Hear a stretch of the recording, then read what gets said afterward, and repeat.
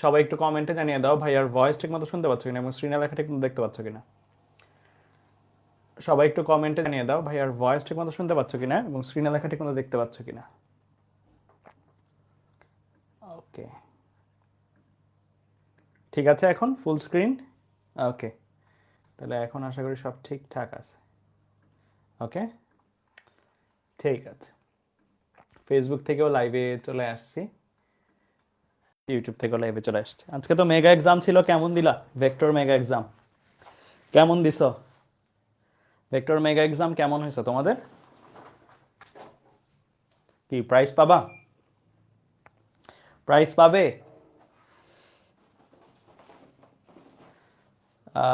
সিফাত বলছো মোটামুটি, কে বলছো অনেক হার্ড, খোকন বলছো অনেক হার্ড হয়েছে, অক্ষয় দেব বলছো সো হার্ড ভাইয়া। 8টা অ্যান্সার, 8টা ভালো তো, 8টা অ্যান্সার করেও প্রাইজ পেয়ে যেতে পারো। ঠিক আছে, দেখি রেজাল্টে কি হবে। আচ্ছা, তো চলো শুরু করি। আজকে আমরা নতুন একটা চ্যাপ্টার স্টার্ট করতেছি, মহাকর্ষ অভিকর্ষ চ্যাপ্টার, ফিজিক্স ফার্স্ট পেপারের চ্যাপ্টার 6।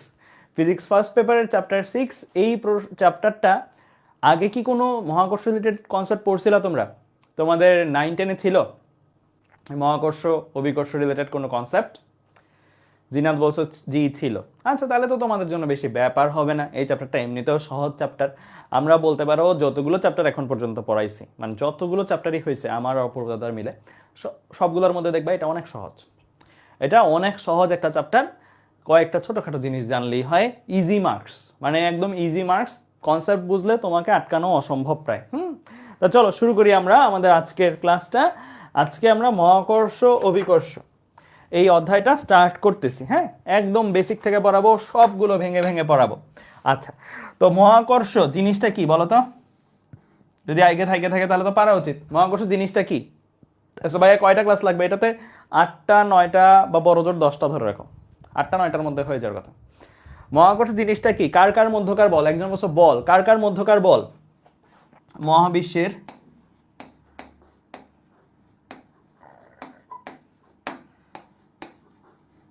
যে কোনো দুই বস্তু কণার মধ্যে,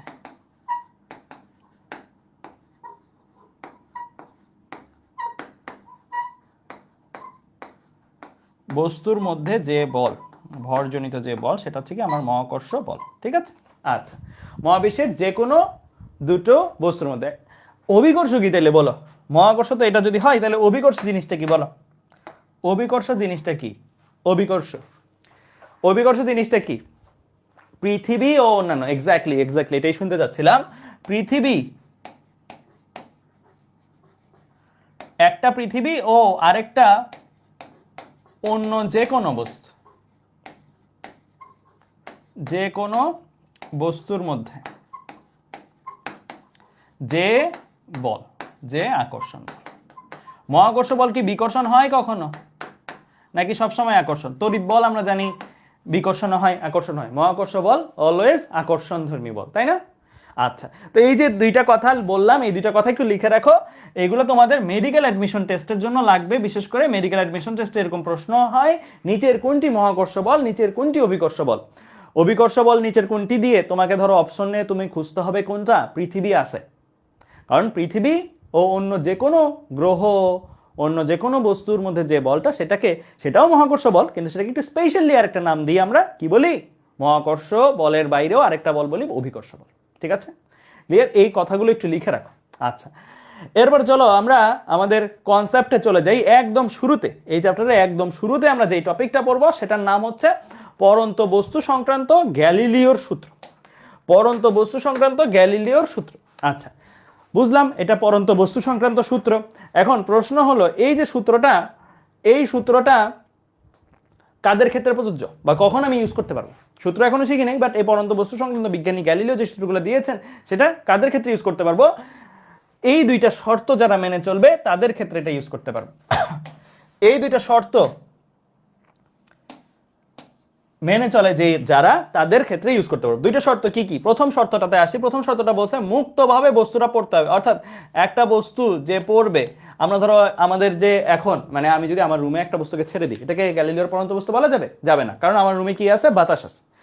কোনো বাধা থাকা যাবে না, কোনো বাধা থাকা যাবে না, বাতাস পানি কোনো কিছুই থাকা যাবে না, অর্থাৎ একটা ভ্যাকাম বা বায়ুশূন্য স্থানে তার পড়তে হবে। ভ্যাকাম বা বায়ুশূন্য স্থানে তাকে ছেড়ে দিব এবং সে নিচের দিকে পড়বে।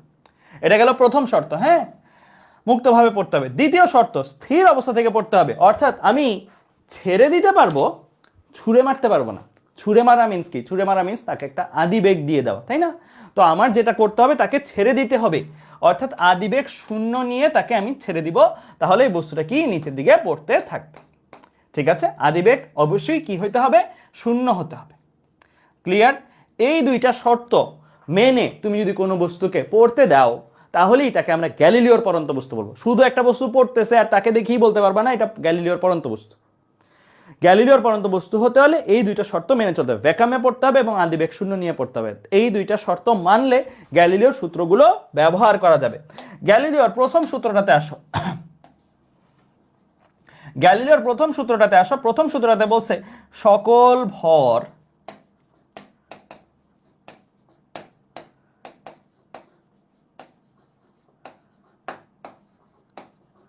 সকল ভর আকারের বস্তু সমান সময়ে সমান দূরত্ব পড়বে। সমান সময়ে সমান দূরত্ব পড়বে।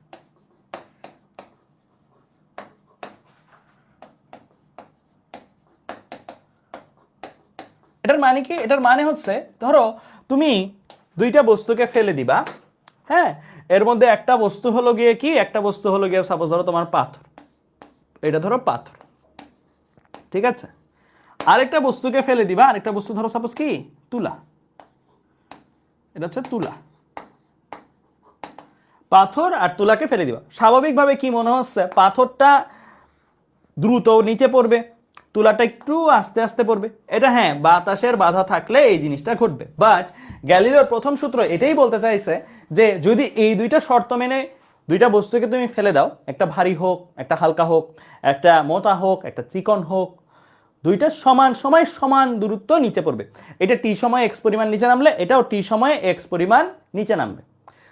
উভয় বস্তু একই সময় একই পরিমাণ নিচে নামে। তুমি বলতে পারো তাহলে ভাই বাস্তবে এরকম হয় না কেন? বাস্তবে তো আমরা দেখি পাথর আর তুলাকে ফেলে দিলে পাথরটা আগে পড়ে যায়, তুলাটা পরে পড়ে। কারণ বাস্তবে কে আছে? মানে আমাদের চারপাশে যখন একটা বস্তুকে ফেলে দেওয়া হয় তখন কে আছে? তখন বাতাসের বাধা আছে। কে আছে তখন? বাতাসের বাধা আছে। বাতাসের বাধা যদি থাকে তাহলে খেয়াল রাখবা একটা ইম্পর্টেন্ট প্রশ্ন, বাতাসের বাধা কোন বস্তুতে বেশি কাজ করে? এখানেও বাতাসের বাধা আছে, এখানেও বাতাসের বাধা আছে। হ্যাঁ, যদি বাতাসের বাধা থাকে মানে বাতাস থাকে, হ্যাঁ, তাহলে কোথায় বেশি কাজ করবে বলো তো? বাতাসের বাধা কোন বস্তুতে বাতাসের বাধা বেশি কাজ করে দেখি, বলতে পারো কিনা? পাথরে নাকি তুলাতে? কোথায় বাতাসের বাধা বেশি? তুলা। এক্স্যাক্টলি, এটা কিন্তু একটা এমসিকিউতে আসতে পারে। কোন বস্তুতে বাতাসের বাধা বেশি? হালকা বস্তু, ভারী বস্তু? কোনোটিই নয়। কোনটা দাগাবা? হালকা বস্তু। হালকা বস্তুতে বাতাসের বাধা বেশি হয়। এর মধ্যে বাতাসের বাধা বেশি বিধায় এ পড়তে একটু সময় লাগে বেশি বাস্তবে। আর এর মধ্যে বাতাসের বাধা কম বিধায় ভারী বস্তু, ভারী বস্তুতে বাতাসের বাধা কম, সে দ্রুত পড়ে যায়। কিন্তু যদি বাতাসই না থাকে, যদি বাতাসই না থাকে মানে গ্যালিলিওর শর্ত মেনে চলে, তাহলে কিন্তু তুমি আর এই পার্থক্যটা পাবা না। তখন বাতাসই নেই, বাতাসের বাধাও নেই, তখন দুইটা বস্তু সমান সময় সমান পরিমাণ নামবে। তাহলে বাস্তবে কেন আলাদা হয়? বাতাসের বাধার কারণে। বাতাসের বাধা কার ক্ষেত্রে বেশি কাজ করে? হালকা বস্তুতে বেশি কাজ করে। এটা কিন্তু মেডিকেলের জন্য খুবই ইম্পর্টেন্ট এমসিকিউ, যে বাতাসের বাধার আরেকটা নাম হচ্ছে প্লবতা বলে। বাতাসের বাধার আরেকটা নাম হচ্ছে প্লবতা। তোমরা হয়তো প্লবতার সাথে পরিচিত পানির ক্ষেত্রে, জলের প্লবতা হয়তো তোমরা পড়ছো, বায়ুর ক্ষেত্রেও প্লবতা আছে। বায়ু একটা মাধ্যম না, বায়ুর মধ্যেও প্লবতা আছে। পানির প্লবতা কি? পানির ঊর্ধ্বমুখী ধাক্কা বল। বায়ুর প্লবতাও সেম, বায়ুর ঊর্ধ্বমুখী ধাক্কা বল। ঠিক আছে, ক্লিয়ার? এরকম প্রশ্ন আসতে পারে, বায়ুর প্লবতা কোন বস্তুতে বেশি কাজ করে? উত্তর কি দেখাবা? হালকা বস্তুতে। ঠিক আছে, আচ্ছা। প্রথম সূত্রটাতে কোনো ম্যাথমেটিক্যাল টার্ম নাই, জাস্ট একটা ডেসক্রিপশন। এই ডেসক্রিপশনটা, এই লাইনটাই খালি আছে। হ্যাঁ, সকল বস্তু সমান সময় সমান দূরত্ব নিচে নামবে যদি এই দুইটা শর্ত তারা মেনে চলে। এরপরে আসো দ্বিতীয় শর্ত। দ্বিতীয় শর্ত, হ্যাঁ, দ্বিতীয় শর্তটা আমরা একটু পড়ি, একটা নতুন পেজে যেয়ে পড়ি, কারণ আমার একটু ম্যাথমেটিক্যাল টার্ম আছে তো দ্বিতীয় সূত্রটাতে। দ্বিতীয় সূত্রটা এখন আমরা পড়বো। দ্বিতীয় সূত্রটাতে এই যে একটা বস্তু, সাপোজ ধরো এই আমার একটা বস্তু, যে বস্তুটা গ্যালিলিওর শর্ত মতে নিচে পড়বে। গ্যালিলিওর শর্ত মিন্স ইউ ইকুয়াল টু 0, আদিবেগ নিয়ে পড়তেছে এবং কোথায় পড়তেছে? ভ্যাকুয়ামে পড়তেছে, বায়ু শূন্য স্থানে পড়তেছে। এই যে পড়ার সময় যতই তুমি তাকে পড়তে দিবা, তার বেগ এখন 0, কিন্তু একটু পরে কি 0 থাকবে? একটু পরে তার বেগ 0 থাকবে না, একটু পরে তার বেগ কি হয়ে যাবে? একটু পরে তার বেগ বেড়ে যাবে, রাইট? একটু পরে তার বেগ বেড়ে যাবে, বাড়তে থাকবে। এখানে সে যখন আসবে তার বেগ আরো বেড়ে যাবে, এখানে যখন আরো নিচে নামতে তাকে তুমি দিবা তখন তার বেগ আরো বেড়ে যাবে। ধরো এই মুহূর্তে সে আসছে, এই যে এই পজিশনটাতে সে যে আসছে, কত সময় পরে আসছে? ধরে নিলাম টি সময় পরে আসছে এই পজিশনে। এই পজিশনে আসার পর তার বেগ কত হইলো? ধরে নিলাম v1, t1 সময় পরে এখানে আসছে, v1 হয়েছে তার বেগ। আবার আরো পড়তে দিছো, তুমি আরো বেশিক্ষণ পড়তে দিছো, টোটালে ধরো তুমি যদি t2 সময় পড়তে দাও, t2 সময় পরে সে কই আসছে? ধরে নিলাম এই পজিশনে সে আসছে, যতই তাকে পড়তে দিবে ততই সে নিচে নামতে থাকবে। এই পজিশনে আসার পর তার বেগ কত হয়েছে? ধরে নিলাম v2 হয়েছে। এই যে v আর t দেখেই বোঝা যাচ্ছে না, যত বেশি সময় পড়তে দিব তত বেশি সেই সময় পরের যে বেগটা অর্জন হবে সেই বেগটা ওই সময়ের সাথে সমানুপাতিক। কে বড় বলো তো? v1 বড় না v2 বড়? ডেফিনেটলি v2 বড়। এটা বেশিক্ষণ পড়তে দেওয়া হয়েছে, যত বেশিক্ষণ তুমি পড়তে দিবে তত বেশি বেগ সে অর্জন করবে। অর্থাৎ এই যে দ্বিতীয় সূত্র হচ্ছে v আর t এর মধ্যে সম্পর্ক স্থাপন করে, v সমানুপাতিক t। বিজ্ঞানী গ্যালিলিওর দ্বিতীয় সূত্রে তিনি এটাই বলছেন। v এর পরিচয় কি? v এর পরিচয় হচ্ছে t সময় পর প্রাপ্ত বেগ, টি সময় পরে প্রাপ্ত বেগ। হ্যাঁ, তাহলে যত বেশি সময় তুমি তাকে পড়তে দিবা তত বেশি বেগ সে অর্জন করবে। এই সম্পর্কটাকে আমরা যখন ম্যাথের জন্য ইউজ করব তখন আমরা এইভাবে ইউজ করি। আরেকটা জিনিস তোমাদের শেখাই দিচ্ছি, সবাই একটু মনোযোগ দাও। সমানুপাতিক থেকে ডিরেক্ট কিভাবে অনুপাত দাঁড় করাবা, এইখানে দ্রুত করতে হবে আর কি, দ্রুত করতে হওয়ার জন্য এই জিনিসটা লাগবে। কিভাবে ডিরেক্ট অনুপাত দাঁড় করাবা, দেখো আমার সাথে সাথে ভগ্নাংশ একটা দাগ দিবা, সমান সমান দিয়ে এখানে ভগ্নাংশ একটা দাগ দিবা। কি করলাম? দুই সমান সমান, দুই পাশে দুইটা ভগ্নাংশের সাইন দিলাম, দিয়ে বাম পাশে তো ভি লিখে দাও, বাম পাশের ভি গুলা, ডান পাশে কি টি, লিখে দাও টি গুলো। কি সম্পর্ক তারা? সমানুপাতিক। সমানুপাতিক সম্পর্ক যদি হয় তাহলে এখানে যদি ভাইয়া 2 দাও, এখানে 2 দিবা, মানে 2 এর বরাবর 2। সমানুপাতিক সম্পর্ক হলে বরাবর হয়। কি হয়? বরাবর। এখানে যদি 1 দাও 1, এখানে 1 দিবা, 1 এর বরাবর 1, মানে সমানুপাতিক সম্পর্ক মানে 2 এর বরাবর 2, 1 এর বরাবর 1। যদি ব্যস্তানুপাতিক হইতো যদি, মানে এমন একটা সূত্র ধরো সামনে পড়বো যেটা ব্যস্তানুপাতিক, তখন কোনাকুনি 2 এর কোনাকুনি 2, 1 এর কোনাকুনি 1, আর সমানুপাতিক হইলে বরাবর। এই জিনিসটা মাথায় সেট করে ফেলো, এটা এই চ্যাপ্টার জুড়ে দ্রুত করার জন্য খুবই কাজে লাগবে। সমানুপাতিক সম্পর্ক থেকে একটা রেশিও দাঁড় করায় ফেলা, ব্যস্তানুপাতিক সম্পর্ক থেকে একটা রেশিও দাঁড় করায় ফেলা, দেখবা সামনে প্রচুর কাজে দিচ্ছে এটা। ঠিক আছে? আচ্ছা, এখানে v2 এর পরিচয় কি? t2 সময় পরে তার যে প্রাপ্ত বেগ, ওই বেগটা হচ্ছে v2। v1 এর পরিচয় কি? t1 সময় পরে তার যে প্রাপ্ত বেগ, সেই বেগটা হচ্ছে v1। তার মানে চারটা চলক, যে কোনো তিনটা চলকের মান দেওয়া থাকলে চতুর্থ চলকের মান তুমি বের করে ফেলতে পারবে। ঠিক আছে? আচ্ছা, এই সম্পর্কটা তো গেল দুইটা বেগ দুইটা সময়ের মধ্যে সম্পর্ক স্থাপন করে। যদি দুইটা বেগ দুইটা সময় না হয়ে তোমাকে 2 এর অধিক বেগ 2 এর অধিক সময়ের মধ্যে সম্পর্ক স্থাপন করতে বলে, তাহলে তুমি আর অনুপাতে যাবা না, তখন তুমি ইসটু সাইনে চলে যাবে আর কি। হ্যাঁ, এটাও অনুপাত, তখন তুমি এভাবে লিখবা আর কি, v1 ইসটু v2 ইসটু v3, এরকম যতগুলো বেগ যতগুলো সময় দরকার ততগুলো দিতে থাকবা, ধরো v4 আরো যদি লাগে আরো দিতে থাকবা, ইজ ইকুয়াল টু দিয়ে টাইমগুলো দিতে হবে। সমানুপাতিক সম্পর্ক যদি হয়, সমানুপাতিক সম্পর্ক হলে এখানে t1 ইসটু t2 ইসটু t3 ইসটু t4 এভাবে দিয়ে দিবা। যদি সমানুপাতিক না হয়ে ব্যস্তানুপাতিক হইতো কি করতাম? 1/t1 ইসটু 1/t2 ইসটু 1/t3 এভাবে দিতাম। ব্যস্তানুপাতিক হলে 1 করে দিয়ে দিতাম। ঠিক আছে? ঠিক আছে, কি করতাম? ব্যস্তানুপাতিক হলে v1 ইসটু v2 ইসটু v3 ইসটু v4, যদি v এর সাথে t ব্যস্তানুপাতিক সম্পর্কে সম্পর্কিত হইতো, এখানে না বাট হইতো যদি, তাহলে 1/t1 ইসটু 1/t2 ইসটু 1/t3 ইসটু 1/t4 এভাবে দিয়ে দিতে পারতাম। তাহলে এই হচ্ছে আমার কি সূত্র দুইটা। এটা হচ্ছে দুইটা বেগ দুইটা সময়ের মধ্যে রিলেশনশিপ জানতে চাইলে, বা দুইটা বেগ দুইটা সময় নিয়ে কাজ করতে বললে, আর এটা হচ্ছে 2 এর অধিক বেগ 2 এর অধিক সময় নিয়ে কাজ করতে বললে। ঠিক আছে? আচ্ছা, এবার আসি তৃতীয় সূত্রটাতে আসি। চলো, এই যে বস্তুটা কোথায় ছিল আগে? এই পজিশনে ছিল। হ্যাঁ, যতই তুমি তাকে টাইম দিচ্ছ পড়ার জন্য ততই কি সে নিচে পড়ে যাচ্ছে, মানে ততই কি সে হাইট নিচে পড়তেছে। ধরো t1 সময় পরে সে কতটুকু হাইট নামলো, অতিক্রান্ত উচ্চতা কত? ধরে নিলাম h1 হচ্ছে t1 সময় পরে অতিক্রান্ত উচ্চতা। t2 সময় পরে সে কতটুকু উচ্চতা নামলো? t2 সময় পরে অতিক্রান্ত উচ্চতা ধরে নাও h2। আগে ছিল এখানে T2 সময়, টোটালে T2 সময় পড়তে দিলে সে পরে আসছে এখানে, T2 সময় পরে অতিক্রান্ত উচ্চতা কত h2। বিজ্ঞানী গ্যালিলিও এই তার তৃতীয় সূত্রে বেসিক্যালি এই h আর t এর মধ্যে রিলেশনশিপ এস্টাবলিশ করছেন। h আর t এর মধ্যে তিনি যে রিলেশনশিপটা বলছেন, তিনি বলছেন কোনো একটি পরন্ত বস্তু যাদের এই দুইটা শর্ত যারা মেনে চলবে তাদের ক্ষেত্রে t সময় পরের অতিক্রান্ত উচ্চতা ওই সময়ের বর্গের সমানুপাতিক, ওই সময়ের বর্গের সমানুপাতিক। এটা তিনি ডিরেক্ট বলছেন এই সূত্রটা, ঠিক আছে, h সমানুপাতিক t স্কয়ার। এখানেও দেখো t বাড়লে h বাড়বে, t যত বেশি হবে h তত বেশি হবে। আগে যেটা ছিল t বাড়লে v বাড়তো, কিন্তু t দ্বিগুণ করলে v দ্বিগুণ হইতো, t তিন গুণ করলে v তিন গুণ হইতো। এখন কি t দ্বিগুণ করলে h কয় গুণ হবে? 4 গুণ। t 4 গুণ করলে h কয় গুণ হবে? 4 স্কয়ার মানে 16 গুণ। t 3 গুণ করলে h কত গুণ হবে? 3 স্কয়ার মানে 9 গুণ। ঠিক আছে, তো এখানেও তুমি চাইলে রেশিও দাঁড় করাতে পারো। এই সময়টাতে রেশিও দাঁড় করাতে পারবে না? পারবা। কিভাবে করে? আবার দেখো, সমান সমান দিব, ভগ্নাংশ সাইন দিব, দুইটা দিলাম। এখানে কি h আছে h বাই h, এখানে t আছে t বাই t। যেহেতু স্কয়ার আছে, স্কয়ার থাকলে পাওয়ার থাকলে যাই থাকুক সেটা দিয়ে দিতে হবে। হ্যাঁ, দিয়ে দিলাম। এখন কি সম্পর্ক তাদের সম্পর্কটা কি সমানুপাতিক না ব্যস্তানুপাতিক? সমানুপাতিক। সমানুপাতিক হলে কি বলছে ভাই, এখানে যদি 2 দাও এখানে 2 দিবা, 2 এর বরাবর 2। এখানে যদি 1 দাও এখানে 1 দিবা, 1 এর বরাবর 1। বাস, সমানুপাতিক সম্পর্ক হলে এভাবে করে দিবা। যদি ব্যস্তানুপাতিক হতো তাহলে 2 এর কোণাকোণি 2 দিতা, 1 এর কোণাকোণি 1 দিতা। তাহলে দুইটা বেগ আর দুইটা অতিক্রান্ত উচ্চতার মধ্যে যদি সম্পর্ক বলে, তুমি এই ফর্মুলা দিয়ে করতে পারবা না? ইজিলি করে ফেলতে পারবা, রাইট?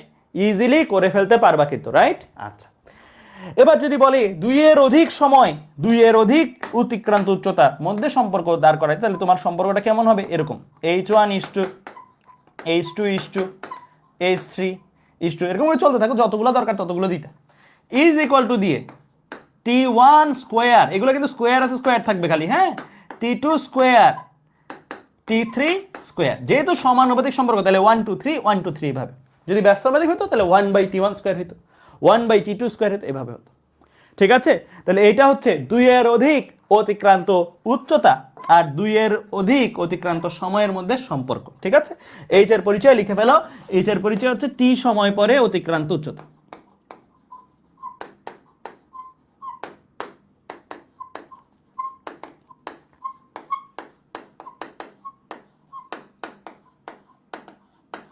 কতটুকু হাইট নেমে গেছে সেই হাইটটা। ঠিক আছে, সবাই লেখা হলে বলবা, সবাই এই পেজটা লেখা হলে বলবা এই পেজ রিলেটেড কি কি কনসেপ্ট আসতে পারে সেটা আমরা একটু ম্যাথ করে ফেলি। ঠিক আছে, ওকে, ঠিক আছে। আর এই যে গ্যালিলিওর যে সূত্রগুলো, এগুলো আসছে একটা এক্সপেরিমেন্ট থেকে। এক্সপেরিমেন্টটা কি? গিনি পালক পরীক্ষা, নিউটনের গিনি পালক পরীক্ষাকে রেফারেন্স হিসেবে ইউজ করা হয়। হ্যাঁ, তো গিনি হচ্ছে স্বর্ণের মুদ্রা, আর পালক তো জানোই, পালক স্বাভাবিক। স্বর্ণের মুদ্রা আর পালক, স্বর্ণের মুদ্রাটা ভারী, ওটা আগে পড়ার কথা, কিন্তু ভ্যাকামে যখন ফেলা হয় দুইটা জিনিসকে একই সাথে নিচে পড়ে। এগুলোর ভিডিও ইউটিউবে এক্সপেরিমেন্ট হিসেবে তোমরা পাবা, আছে। ওকে, আচ্ছা, তো চলো আমরা একটা ম্যাথ করে ফেলি ঝটপট। এইটা একটা বোর্ডে এমসিকিউ হিসেবে আসছিল। হ্যাঁ, দেখো তো পারো কিনা, দেখো তো এটা পারো কিনা। একটা এমসিকিউ হিসেবে আসছিল, বলছে মুক্তভাবে পরন্ত বস্তু 1 সেকেন্ড 2 সেকেন্ড ও 3 সেকেন্ডে অতিক্রান্ত দূরত্বের অনুপাত কত? মুক্তভাবে পরন্ত মানে গ্যালিলিও সূত্র মানবে। হ্যাঁ, 1 সেকেন্ড মানে এটা একটা টাইম t1, 2 সেকেন্ড এটা আরেকটা টাইম t2, এটা আরেকটা টাইম t3। এর সাথে অতিক্রান্ত দূরত্ব মানে কতটুকু হাইট পড়ে গেছে, h এর রেশিও জানতে চাই। তার কয়টা টাইম? 3টা, তার মানে 2 এর অধিক সূত্রগুলো লাগবে। তাহলে আমরা সবাই শিখছি h সমানুপাতিক কি? t square. এখান থেকে আমরা সূত্র লিখতে পারি কি? h1 h2 h3। এটাই তো লাগবে, তাই না? এটাই তো চাইছে, অতিক্রান্ত দূরত্বের অনুপাতগুলো। হ্যাঁ, ইজ ইকুয়াল টু ফর্মুলা কি? t1 square t2 square t3 square, right? তাহলে t1 এর জায়গায় ভ্যালু বসাই দাও 1 স্কয়ার টু, t2 এর জায়গায় ভ্যালু বসাই দাও 2 স্কয়ার t3 এর জায়গায় ভ্যালু বসাই দাও 3 স্কয়ার। তাহলে আসবে কত? 1:4:9। বাস, অ্যান্সার কত? 1:4:9। দ্যাট মিন্স অ্যান্সার হচ্ছে খ নাম্বার। এটা বোর্ডের একটা কোশ্চেন, এটা বোর্ডের একটা কোশ্চেন। ঠিক আছে, ক্লিয়ার? লেখা হয়েছে, লেখা হলে বলবা, লেখা হলে বলবা। ওকে, আচ্ছা, এখন আমরা যেটাতে যাব সেটা হচ্ছে মহাকর্ষ সূত্র। এটাও ছোটবেলার পড়া। তারপরে আমরা একটু আমাদের এইচএসসি স্টাইলে কি কি আসতে পারে, অ্যাডমিশন স্টাইলে কি কি আসতে পারে সেটা দেখবো। হ্যাঁ, এইচএসসি এন্ড অ্যাডমিশন স্টাইলের বেশ কিছু ম্যাথ আছে, এটা কনসেপ্ট ছোটবেলার, বাট এইচএসের ম্যাথ আছে, দেখবা একটু পরে আছে। মহাকর্ষ সূত্র আমরা অলরেডি এই জিনিসটা আমার মনে হয় না বললেও তোমরা জানো যে মহাবিশ্বের যে কোনো দুইটা বস্তু কণা, মহাবিশ্বের যে কোনো দুইটা বস্তু কণা পরস্পর পরস্পরের দিকে কি করে, আকর্ষণ বল অনুভব করে, তাই না?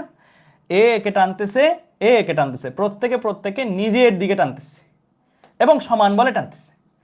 ও ওকে যত বলে টানে, এই বস্তুটাকে যত বলে টানে, এই বস্তুটাকে তত বলেই টানবে। আমি একটু বস্তুগুলোর ভর ধরে নিলাম, এটা m1 ভরের বস্তু, এটা m2 ভরের বস্তু।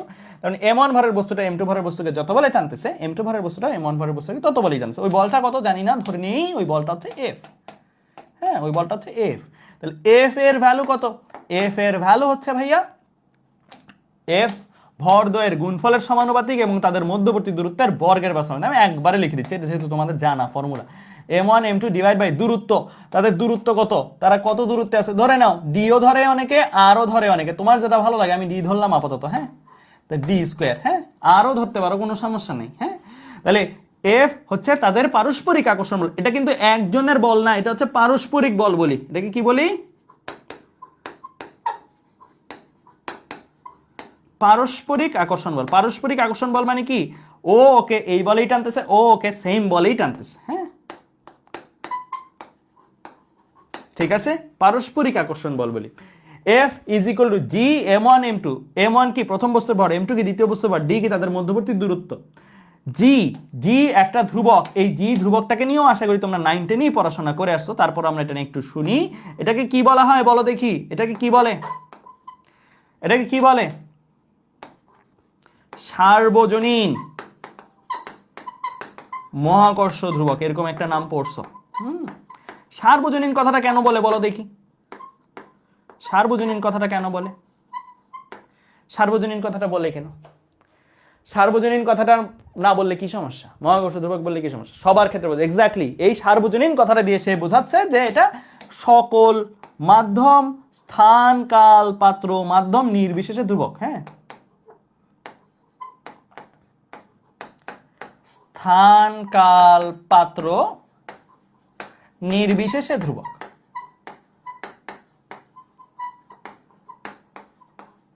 ঠিক আছে, মানে এইটা কোন স্থান, কাল, পাত্র, মাধ্যম এগুলো কিছুর উপরে ডিপেন্ড করে না।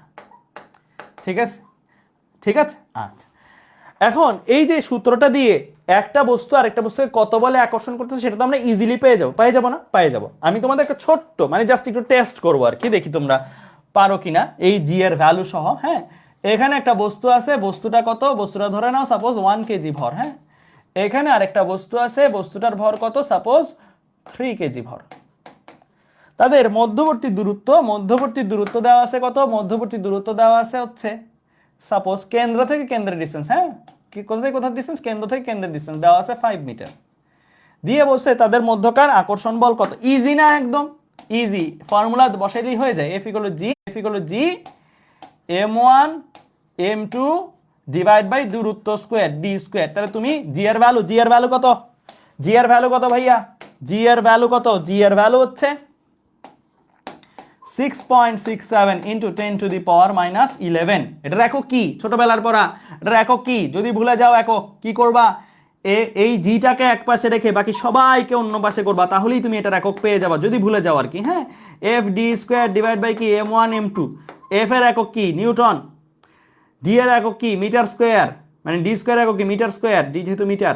m1 কি? কেজি, এটাও কেজি, তো newton metre square per KG square. ঠিক আছে, newton metre square per KG square. তো তুমি দেখো সবকিছুই কিন্তু জানো কি না? সবকিছুই জানো। কত? 6.67 into 10 to the power minus 11। আর m1 কত? m1 হচ্ছে 1, m2 কত? 3, আর তাদের মধ্যবর্তী দূরত্ব কত? 5 স্কোয়ার। তাহলে এটা কত আসে বলো? কত আসে?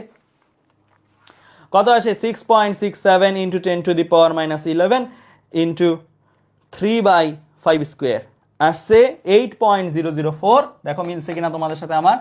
8.004 into 10 to the power minus 12 এত নিউটন। আচ্ছা, আমি তোমাদের যেটা শিখাইতে চাই এখানে, এই যে বস্তু দুইটার মধ্যে মহাকর্ষ বল বের করলা এত, এটা কি 1 কেজি বস্তু 3 কেজি বস্তুকে যত বলে আকর্ষণ করতেছে, নাকি 3 কেজি বস্তু 1 কেজি বস্তুকে যত বলে আকর্ষণ করতেছে? কোনটা? এই বলটার মান কোনটা? বোথ। 1 কেজি বস্তু 3 কেজি বস্তুকে এই বলেই আকর্ষণ করতেছে, 3 কেজি বস্তু 1 কেজি বস্তুকে একই বলেই আকর্ষণ করতেছে। এদেরকে এখন এরা কোথায় আছে? এখন এরা বায়ু মাধ্যমে আছে। এখন এরা কোথায় আছে? বায়ু মাধ্যমে আছে। এদেরকে বায়ু মাধ্যমে না রেখে যদি পানি মাধ্যমে নিয়ে যাই, পানির প্রতিসরণাঙ্ক হচ্ছে 4/3, 4/3 প্রতিসরণাঙ্কের মাধ্যমে যদি ডুবাই, সেম ডিস্টেন্স রেখে 1 কেজি বস্তু 3 কেজি বস্তু পানিতে যদি নিয়ে যাই। সেকেন্ড প্রশ্ন, এটা তো ফার্স্ট প্রশ্ন গেল। হ্যাঁ, ফার্স্ট প্রশ্নটা হচ্ছে এফ কত। সেকেন্ড প্রশ্ন,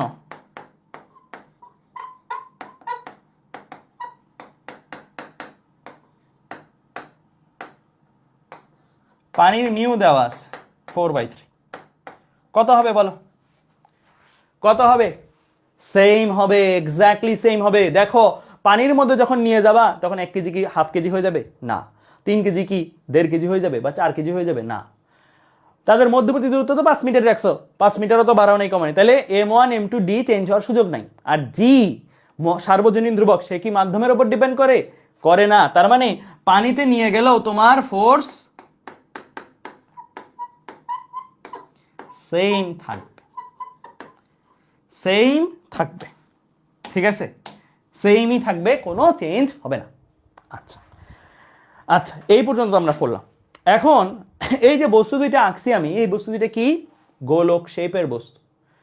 যদি গোলক শেপের বস্তু না হয়ে দৈর্ঘ্য 2 মিটার প্রস্থ 2 মিটার, হ্যাঁ, এরকম চতুর্ভুজ আকৃতির বস্তু থাকতো, তাহলে তাদের মধ্যকার আকর্ষণ বল কি একই থাকতো? তাহলে তাদের মধ্যকার আকর্ষণ বল কি একই থাকতো? না। মাথায় রাখবা, এই যে ভুলটা করছো এখন, হ্যাঁ, তোমাদের বেসিক আরো ক্লিয়ার হতে হবে। এই মহাকর্ষ সূত্র, এই যে সূত্রটা লিখছি, এই সূত্রটা কেবল কাদের ক্ষেত্রে প্রযোজ্য বলো? এই সূত্রটা কেবল কাদের ক্ষেত্রে প্রযোজ্য? এই সূত্রটা শুধু লিখো সবাই, কন্ডিশন। কন্ডিশন কি? বিন্দু ভর বা সুষম গোলক, এই দুইটা শেপের বস্তুর ক্ষেত্রেই প্রযোজ্য। বিন্দু ভর বা সুষম গোলক এই দুইটা শেপের বস্তুর জন্যই প্রযোজ্য। যদি বস্তুর শেপ বিন্দু না হয়, বিন্দু মিন্স কি যার দৈর্ঘ্য নাই প্রস্থ নাই উচ্চতা নাই, সুষম গোলক না হয়, যেটা চারদিক দিয়ে সমানভাবে ভর বন্টিত, এভাবে গোলক যদি না হয়, অন্য শেপের হয়, যায় কি এরকম বর্গাকার শেপের হয়, তাহলে তাদের মধ্যকার আকর্ষণ বল এই সূত্র দিয়ে বের করা যাবে না। তখন তোমার এই সূত্র দিয়ে বের করা যাবে না। হ্যাঁ, তখন তুমি এই সূত্র দিয়ে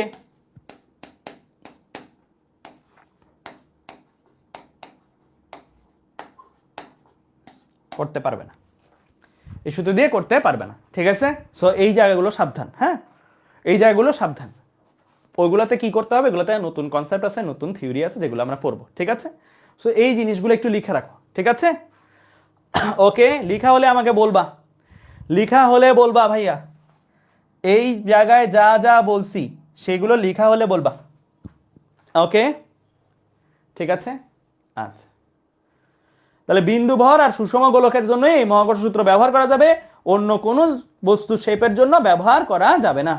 আচ্ছা, এবার চলো আমরা একটা ম্যাথ করি। এটা আইআইটিতে আসছিল, বাট ম্যাথটা অনেক সহজ, আইআইটির এমসিকিউ হিসেবে আসছিল এটা। হ্যাঁ, সবাই একটু তুলে ফেলো, আগে আগে করা দরকার নেই, আগে তুলে ফেলো, জাস্ট এতটুকু তুলে ফেলো, অপশন তোলা লাগবে না, জাস্ট এতটুকু তুলো আগে, তারপরে আমরা এটা করব, আমরা মিলে এটা করব, কোনো সমস্যা নেই। ঠিক আছে, তো তোলো, তোলা হলে বলবা।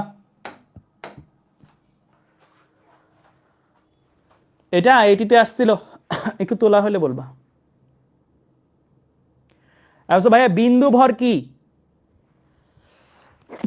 আলহামদুলিল্লাহ, বিন্দু ভর কি বলছো, তাই না? বিন্দু ভর হচ্ছে বিন্দু আকারের বস্তু, মানে বিন্দু মানে কি? পয়েন্ট, পয়েন্ট, এই যে পয়েন্ট, এটা হচ্ছে একটা বিন্দু ভর।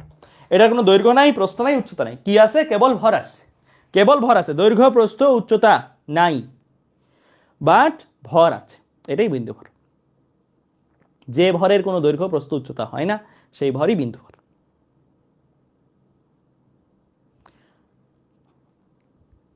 আচ্ছা, এটা কি পসিবল? হ্যাঁ, নেগলিজেবল পরিমাণ ভর হইতে পারে না? হইতে পারে তো, মানে তোমার নেগলিজেবল পরিমাণ বস্তু তো হতে পারে,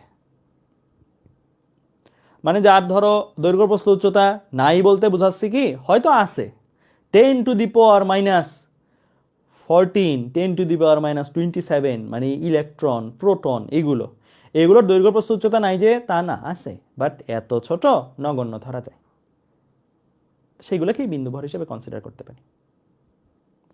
ক্লিয়ার? তুলছ? প্রশ্ন তোলা হয়েছে?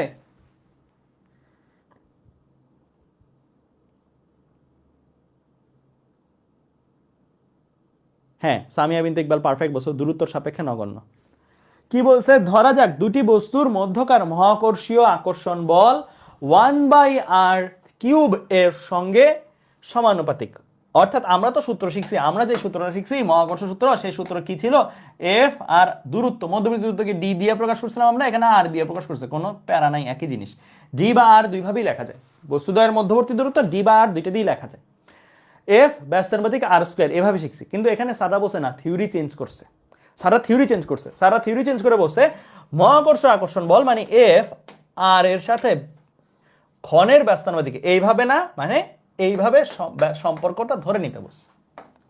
ঠিক আছে, এটা ধরে নিতে বসছে, সঙ্গে সমানুপাতিক, 1/r³ এর সঙ্গে সমানুপাতিক। আর ব্যাসার্ধ বিশিষ্ট দুটি সদৃশ গোলককে, আর ব্যাসার্ধ কি আর ক্যাপিটাল আর ব্যাসার্ধ বিশিষ্ট দুটি সদৃশ গোলক আমি আঁকে ফেলি। এটা একটা গোলক, এটা একটা গোলক, সদৃশ দুইটা গোলক। হ্যাঁ, এই দুইটা গোলকের ব্যাসার্ধ কত করে? এই দুইটা গোলকের ব্যাসার্ধ হচ্ছে আর করে, এটাও আর, এটাও আর। ঠিক আছে, দুইটা গোলকের ব্যাসার্ধ হচ্ছে আর করে। তো বলছে গোলকে পরস্পরের সংস্পর্শে রাখা হয়েছে, মানে দুইটাকে একসাথে লাগায় রাখছো, মানে দুইটা পরস্পরের সাথে টাচ খেয়ে আছে, জাস্ট লাইক দিস, এভাবে আছে। হ্যাঁ, রাখা আছে। তাহলে তাদের মধ্যকার মহাকর্ষীয় বল দূরত্বের সঙ্গে কিভাবে পরিবর্তিত হবে, মানে তাদের মধ্যকার মহাকর্ষীয় বলটা জানতে চাইছে দূরত্বের সাথে কিভাবে সম্পর্কিত। ঠিক আছে, আচ্ছা খেয়াল করো, আমরা ফর্মুলা যেটা পড়ছিলাম সেটা কি ছিল? এফ ইকুয়াল টু জি, তাদের ভর যদি হয় না suppose m1 m2 divide by দূরত্ব স্কোয়ার, এটা শিখছি। বাট স্যাররা এখানে বলে দিছে না, দূরত্ব স্কোয়ার না, দূরত্ব কি নাও? দূরত্ব কিউব নাও। স্যার এটা বলে দিছে, স্পেশাল নোটে বলে দিছে, এটা বলে দিছে। এটা আমরা তাহলে ফর্মুলা, তাহলে আমরা এখন পরিবর্তিত ফর্মুলা ইউজ করবো, কারণ পরিবর্তিত থিওরি স্যাররা আমাকে দিছে। হ্যাঁ, মানে স্যাররা এই ম্যাথের জন্য একটা থিওরি বানায় ওই থিওরিটা দিছে। আচ্ছা, তো আমরা ফর্মুলা হিসেবে ইউজ করবো কোনটা ভাইয়া? এটাকে। ঠিক আছে, আচ্ছা এখন এই ফর্মুলাটাতে আইসে m1 কি? প্রথম বস্তুটা ধরো, হ্যাঁ, m2 কি? দ্বিতীয় বস্তুটা। m1 কে একটা গোলক না? গোলক। যে কোনো ভরকে কি লেখা যায়? রো ভি লেখা যায় কিনা?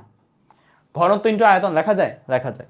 আবার রো এর মতো গোলক, যেহেতু গোলককে কি লেখা যায়? 4/3πr³ লেখা যায় কিনা? গোলকের আয়তনের সূত্র কি? 4/3πr³ লেখা যায় কিনা? যায়। তাহলে দেখো এখানে জি এর মতন থাকলো। হ্যাঁ, এখানে m1টাকে আমরা কি লিখতে পারি? m1টাকে আমরা লিখতে পারি না রো, তারপরে ভি অংশটা, হ্যাঁ, রো দেন হচ্ছে ভি, 4/3πr³।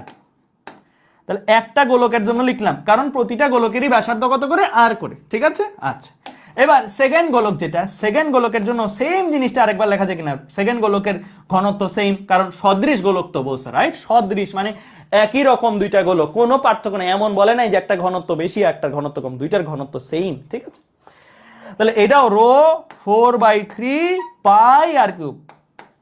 ঠিক আছে, πr³ লিখলাম, দুইটা গোলক সেম টু সেম, কোনো পার্থক্য নেই। ঠিক আছে, তাদের মধ্যবর্তী দূরত্ব কিউব দিতে হবে। স্মল আর কি? তাদের মধ্যবর্তী দূরত্ব। তাদের মধ্যবর্তী দূরত্বটা কত বলো দেখি? দেখি তো কে বলতে পারে তাদের মধ্যবর্তী দূরত্ব কত? তাদের মধ্যবর্তী দূরত্ব কত? মধ্যবর্তী দূরত্ব কি আমরা পৃষ্ঠ থেকে পৃষ্ঠের দূরত্ব নিব, নাকি সেন্টার থেকে সেন্টারের দূরত্ব নিব? সেন্টার থেকে সেন্টার ভাইয়া। সুষম গোলক যদি হয় তাহলে কি সেন্টার থেকে সেন্টার, কেন্দ্র থেকে কেন্দ্র, অর্থাৎ আমার দূরত্ব নিতে হবে এইটার কেন্দ্র থেকে এটার কেন্দ্র পর্যন্ত। ডিসটেন্সটা কত টোটাল বলো? এইটা একটা আর, এইটা একটা আর, তাহলে টোটালে হবে কত? 2r। তাহলে তাদের মধ্যবর্তী দূরত্ব কত ভাইয়া? 2r, capital R 2 capital R, small R এর ভ্যালু কত? 2 ক্যাপিটাল আর, কারণ তাদের মধ্যবর্তী দূরত্ব হচ্ছে 2 ক্যাপিটাল আর। কিউব ছিল, কিউব থাকবে। এখন এখানে যদি একটু হিসাব করো, তাহলে জি আছে থাকুক, নিচে কি আছে? 8 আছে আর কিউব আছে, ওপরে যা আছে সেটাই থাকুক। হ্যাঁ, রো 4/3 পাই আর কিউব, রো 4/3 পাই আর কিউব। দেখো তো একটা আর কিউব কাটাকাটি চলে যায় না, কাটাকাটি যায় কি, আমি কিউবটা ভিতরে পাঠাই দিচ্ছি, তাই এটা আর কিউব, এই আর কিউব আর এই আর কিউব ধরো কাটাকাটি গেল, চলে গেল কিনা, চলে গেছে। কাটাকাটি চলে গেলে থাকবে কি, জি রো 4/3 পাই, রো 4/3 পাই আর কিউব। আমার কিন্তু বাকিদের সাথে কি সম্পর্ক সেটা দরকার নাই, আমার কেবল দরকার কি জানো, আমার কেবল দরকার এফ এর সাথে আর এর রিলেশনশিপটা কিরকম। দেখো তো এখানে বাকি যারা আছে, এই যে অংশটা, এই যে এখানে এই যে অংশটা আছে, এই অংশটা, এইটা ধ্রুবক, এইটা ধ্রুবক, এই জিনিসটা ধ্রুবক, এইটা ধ্রুবক, এই জিনিসটা ধ্রুবক, তাই না? বাকি সবাই কি ধ্রুবক না? বাকি সবাই ধ্রুবক কিনা, জি রো পাই, রো পাই, এগুলো সব ধ্রুবক। তাহলে এফ এর সাথে আর কিউব কি সম্পর্কে সম্পর্কিত বলো, এফ এর সাথে আর কিউব কি সম্পর্কে সম্পর্কিত? সমানুপাতিক আর কিউব বলা যায়, সমানুপাতিক আর কিউব বলা যায়, বলা যায় সমানুপাতিক সমান। বাকি সব তো ধ্রুবক, তাহলে সমান সমান আর এই যে ধ্রুবক গুলা সরে গেছে, সমান সমান জি এগুলা সব সরে গেছে, 8/8 এগুলো সব সরে গেছে, খালি কে আছে আর কিউ আছে। আমার কাছে বেসিক্যালি কিন্তু বলের সাথে দেখো দূরত্বের কিভাবে পরিবর্তিত হয় সেই রিলেশনশিপটাই জানতেছে। ধর বলের সাথে দূরত্ব কিভাবে পরিবর্তিত হয়, ঘনের সমানুপাতিক সম্পর্ক, মানে এইটা হবে আমার অ্যান্সার। ক্লিয়ার? বুঝতে পারছো? ক্লিয়ার? আচ্ছা রো কিভাবে কনস্ট্যান্ট, রো কি চেঞ্জ হবে?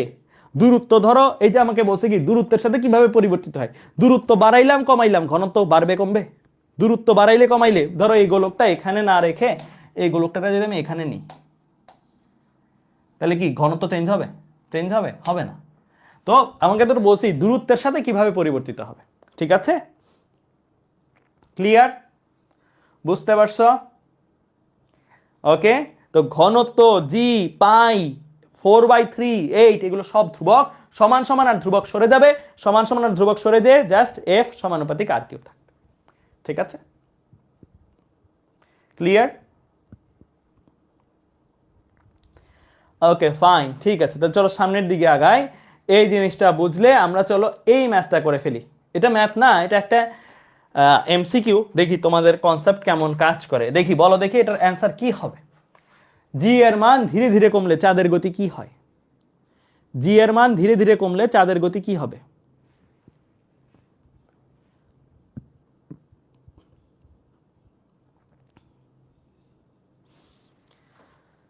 দেখো আমাকে বলছে জি এর মান ধীরে ধীরে কমলে চাঁদের গতি কি হবে। চাঁদ আগে আঁকি, পৃথিবী আগে আঁকি। হ্যাঁ, এই হচ্ছে আমার পৃথিবী, এই হচ্ছে আমার পৃথিবী। হ্যাঁ, এই পৃথিবীটাকে ধরো সাপোজ আমি একটা ফিল কালার দিয়ে দিই, ঠিক আছে, এটা হচ্ছে পৃথিবী। আচ্ছা, চাঁদটাকেও আমরা আঁকে ফেলি, এই হচ্ছে ধরে নাও চাঁদ, একটু ছোট করে আঁকি। ঠিক আছে, এই হচ্ছে চাঁদ। ওকে, চাঁদটা এখানে আছে। নর্মালি আমরা কি জানি, চাঁদটা পৃথিবীর চারপাশে আবর্তন করতে থাকে, রাইট? এরকম একটা বৃত্তাকার পথে আবর্তন করতে থাকবে, একটা বৃত্তাকার পথে সে কি ঘুরতে থাকবে, ঘুরপাক করতে থাকে, তাই না? এটাই তো চাঁদের, পৃথিবীর চারপাশে চাঁদের ঘূর্ণন, তাই না? আচ্ছা, এই যে এই ঘূর্ণনটা সে করতেছে কি কারণে করতেছে? তাদের মধ্যকার মহাকর্ষ বলের কারণেই তো, তাই না? আমরা জানি যে চাঁদের চারপাশ, সূর্যের চারপাশে চাঁদ, পৃথিবীর চারপাশে চাঁদ ঘুরতেছে, সূর্যের চারপাশে পৃথিবী ঘুরতেছে, এগুলো সব কি মহাকর্ষ বলের কারণে, তাই না? আচ্ছা, এখন তুমি নর্মালি চিন্তা করো, একদম স্বাভাবিক সেন্সে চিন্তা করো, জি যদি ফিক্স থাকে, ফিক্স মানে এই বর্তমানে যেটা জি তো ফিক্সডই, জি তো আসলে কি ফিক্সড, মানে বাড়তেছো না কমতেছো না, তাহলে এফটাও কি ফিক্সড না? এফ মানে কি চাঁদ আর পৃথিবীর মধ্যকার আকর্ষণ বলটা ফিক্স না? তাদের মধ্যকার যে আকর্ষণ বলটা, সেই আকর্ষণ বলটা ফিক্সড কিনা? এফটাও ফিক্সড। এফ যদি ফিক্স থাকে, তাদের মধ্যে এই যে ঘূর্ণন ব্যাসার্ধ, যত ব্যাসার্ধ পথে ঘুরবে এই আরটাও কি ফিক্সড, তাই না? তাদের মধ্যকার এই যে আর, এই ডিসটেন্সটা হচ্ছে আর বলতেছে, এটাও কি ফিক্সড? তাই তো, এটাই তো হচ্ছে। এমন কি হচ্ছে এখন কি চাঁদ ঘুরতে ঘুরতে বাইরে চলে যায় বা ঘুরতে ঘুরতে ভিতরে চলে আসে? কোনটাই তো হয় না, কারণ জি ফিক্সড, এফ ফিক্সড, আরও ফিক্সড। এখন তুমি নিজেই চিন্তা করো, জি যদি জিরো হয়, সাপোজ জি যদি জিরো হয়, তাহলে এফ কত হবে বলো দেখি, সূত্র দেখে বলো এফ কি হবে। জি জিরো হইলে এফ কি হবে? এফ 0 হইতো, তাই না? এফ ইকুয়াল কি G m1 m2 by D square, G এর জায়গায় 0 বসাইলে এফও 0 হবে। এফ যদি 0 হয় তাহলে আর কি হবে বলো দেখি, স্মল আর কি হবে বলো? এফ যদি 0 হয় স্মল আর কি হওয়া উচিত? এফ এর সাথে আর এর রিলেশনশিপটা কিরকম?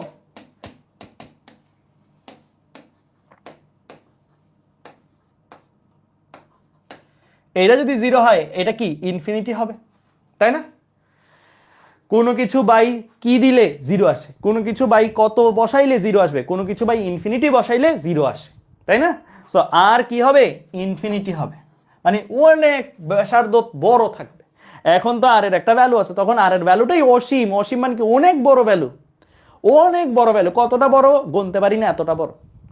তাহলে তুমি নিজেই দেখো, জি ফিক্সড হইলে আর ফিক্স থাকে, জি 0 হইলে আর ইনফিনিটি হয়। তাহলে এর মাঝখানে যে ধাপটা, জি কমার ধাপটা, এর মাঝখানে তো কমতে কমতেই তো 0 হবে, ফিক্স থেকে তো কমতে কমতেই 0 হবে। হ্যাঁ, তাহলে জি যদি কমে এফ কি কমবে? এফ কমবে। এফ যদি কমে আর কি হবে? ফিক্স থেকে বাড়তে বাড়তেই তো ইনফিনিটি হয়। এমন তো না যে ফিক্স থেকে কমে ইনফিনিটি হয়, ফিক্স থেকে বাইরে ইনফিনিটি হয়। তাহলে আর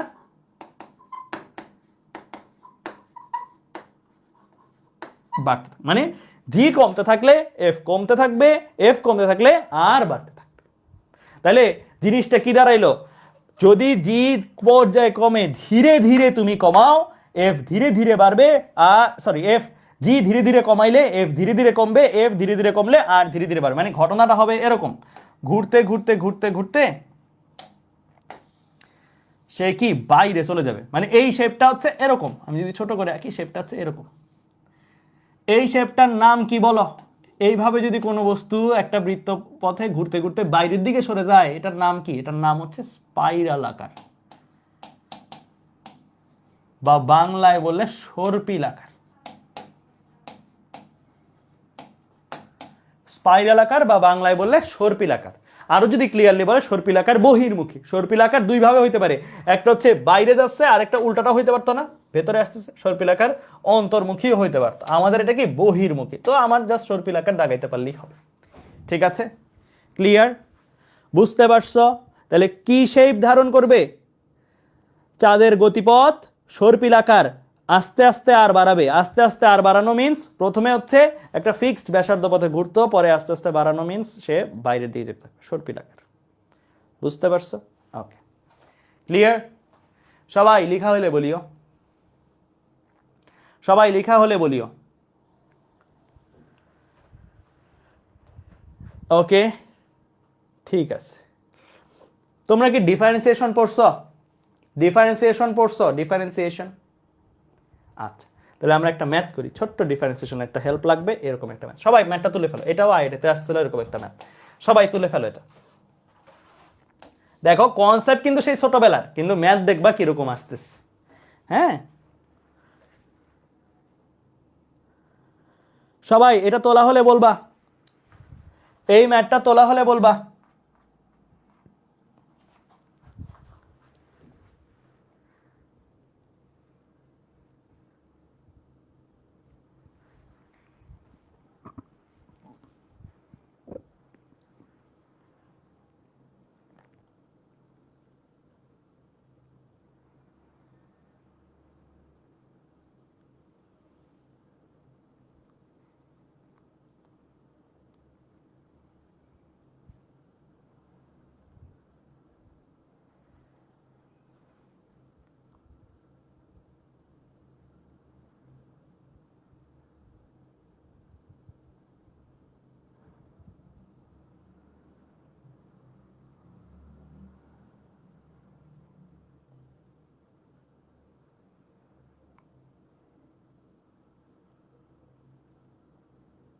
কখন বলছো বাংলা ইংরেজি পড়ার সময় পাই না? আপাতত আমি বলবো ফিজিক্স কেমিস্ট্রি ম্যাথ বায়োলজি শেষ করো, বাংলা ইংরেজি লাস্টেই পড়তে হয় আর কি। সব মানে দুইটা সময় আর কি বাংলা ইংরেজি পড়ার, একটা হচ্ছে এইচএসসি পরীক্ষার পর, এইচএসসি শুরু হওয়ার আগে, আর একটা হচ্ছে এইচএসসি টেস্ট পরীক্ষা, মানে এইচএসসিতে কলেজে টেস্ট পরীক্ষা হবার পরে। ফিজিক্স কেমিস্ট্রি ম্যাথ বায়োলজি আপাতত শেষ করো ভালো করে, ঠিক আছে? লেখা হইলে বলিও, সবাই লেখা হলে বলিও কি বলছে, এম ভরের একটা নির্দিষ্ট একটা বস্তু দুই খণ্ডে ভাগ করা হলো, একটির ভর স্মল এম, অপরটির ভর capital M minus small M. তাহলে দেখো প্রথমে হয়তো একটা ক্যাপিটাল এম ভরের বস্তু ছিল, আমি কি করব, এখানে একটা টুকরা করব। কি করব, একটা টুকরা করব, এই টুকরাটার বাইরে নিয়ে যাব। এই টুকরাটার ভর কত হবে, টুকরাটার ভর হবে স্মল এম। হ্যাঁ, টুকরাটাকে বাইরে নিয়ে যাব। তো চলো আগে নিয়ে যাই, তারপরে দেখি। এই এখানে একটা টুকরা করছি, ক্যাপিটাল এম ভরের একটা বস্তু ছিল, এখানে একটা টুকরা করছি, টুকরাটারে বাইরে নিয়ে যাব, এরকম একটা ব্যাপার ঘটবে। তাহলে এখানে কত ভর থাকবে, দেখো আগে ছিল এটা টোটালি ক্যাপিটাল এম ভর, এখন এটা কত ভর হবে, ক্যাপিটাল এম থেকে স্মল এম কমে গেছে না, কমে গেছে, এটার ভর কত হবে, capital M minus small M. আর যেই টুকরাটা আমরা বাইরে নিয়ে গেছি সেই টুকরাটার ভর কত, স্মল এম, কারণ স্মল এম পরিমাণ ভরের টুকরা করছি। এই আঁকাটা বুঝছো কি না বলো, এই আঁকাটা বুঝলেই ম্যাথের অর্ধেক বুঝে গেছো আর কি। এই আঁকাটা বুঝছো, আগে ক্যাপিটাল এম ভরের একটা বস্তু ছিল, এখান থেকে একটা টুকরা করলাম, টুকরার ভর কত, স্মল এম পরিমাণ। এই টুকরাটারে বাইরে বাইর করলে এখানে কত ভর অবশিষ্ট থাকবে, capital M minus small M. আর বাইরে যে টুকরাটা নিয়ে গেছি সেই টুকরার ভর কত, স্মল এম। এই যে এইখান থেকে টুকরাটা কত দূরে স্থাপন করছি, স্মল জি পরিমাণ দূরে স্থাপন করছি বলে দিছি। হ্যাঁ, খণ্ড দুটিকে একটা নির্দিষ্ট দূরত্ব, নির্দিষ্ট দূরত্ব কত ধরে নিছি আমরা, স্মল ডি, এটা ধরে নিছি আমরা, স্মল ডি দূরত্বে স্থাপন করছি। বলছে small M R capital M এর অনুপাত কত হলে খণ্ডদ্বয়ের মধ্যবর্তী মহাকর্ষ বল সর্বাধিক হবে, মানে তাদের মধ্যকার মানে অনুপাত কত হইতে, মানে তোমাকে কিন্তু স্মল এমটা বলে দেয়নি 5 কেজি করছো বা 2 কেজি করছো, বলে দেয়নি, অপশন রাখছে যে স্মল এমটা কত টুকু ভর টুকরা করলে এর আর এর মধ্যে আকর্ষণ বল সবচেয়ে বেশি হবে। হতে পারে এরকম যে তুমি যদি 10 কেজি টুকরা করো তাহলে আকর্ষণ বল কম, 5 কেজি টুকরা করলেও কম, 7 কেজির জন্য ধরো টুকরা করলে ভালো। আমাদের ঠিক এক্স্যাক্টলি ওই অ্যামাউন্টটাই বের করতে হবে, ঠিক কত টুকু রেশিওতে টুকরা করলে এদের মধ্যকার আকর্ষণ বলটা সবচেয়ে বেশি হবে। ঠিক আছে, আচ্ছা। তো আমরা এই ম্যাথটা আমাদের টার্গেট কি, আমাদের টার্গেট কি, মহাকর্ষ বল এফ এর মান ম্যাক্স করা, এফ ম্যাক্সিমাম চাই। ঠিক আছে, কত, small M by capital M সেটা। তোমাদেরকে ডিফারেন্সিয়েশনের একটা ছোট্ট কনসেপ্ট আমি একটু দেখাবো, ছোট্ট একটা কনসেপ্ট। যে কোনো একটা ফাংশন, ধর যে কোনো একটা function, function of X is equal to ধরো suppose 3x square plus 2x plus বা মাইনাস 5, যে কোনো একটা এরকম ফাংশন সাপোজ, হ্যাঁ প্লাস ধরো প্লাস 5, হ্যাঁ, এর মান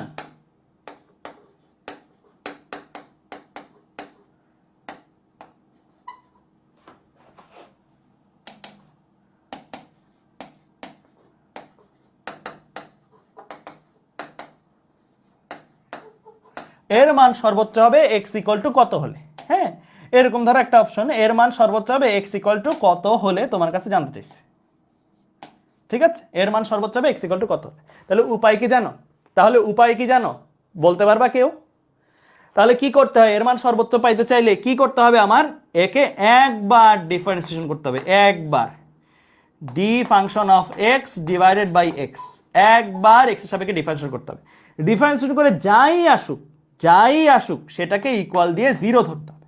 এই যে কনসেপ্টটা মাত্র আমি লিখলাম, যেই ফাংশনের সর্বোচ্চ মান আমি চাই সেই ফাংশনকে চলকের সাপেক্ষে একবার ডিফারেন্সিয়েশন করা এবং ওই ডিফারেন্সিয়েশন করে যে রাশিটা আসবে সেটাকে ইকুয়াল টু 0 ধরা।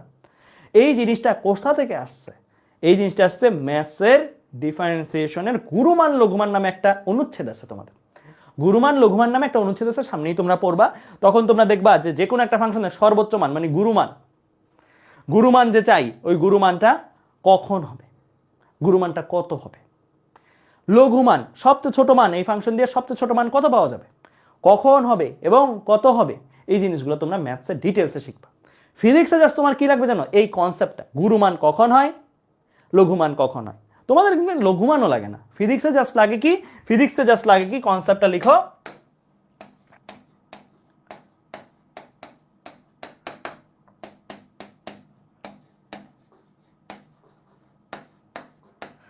যে কোনো ফাংশন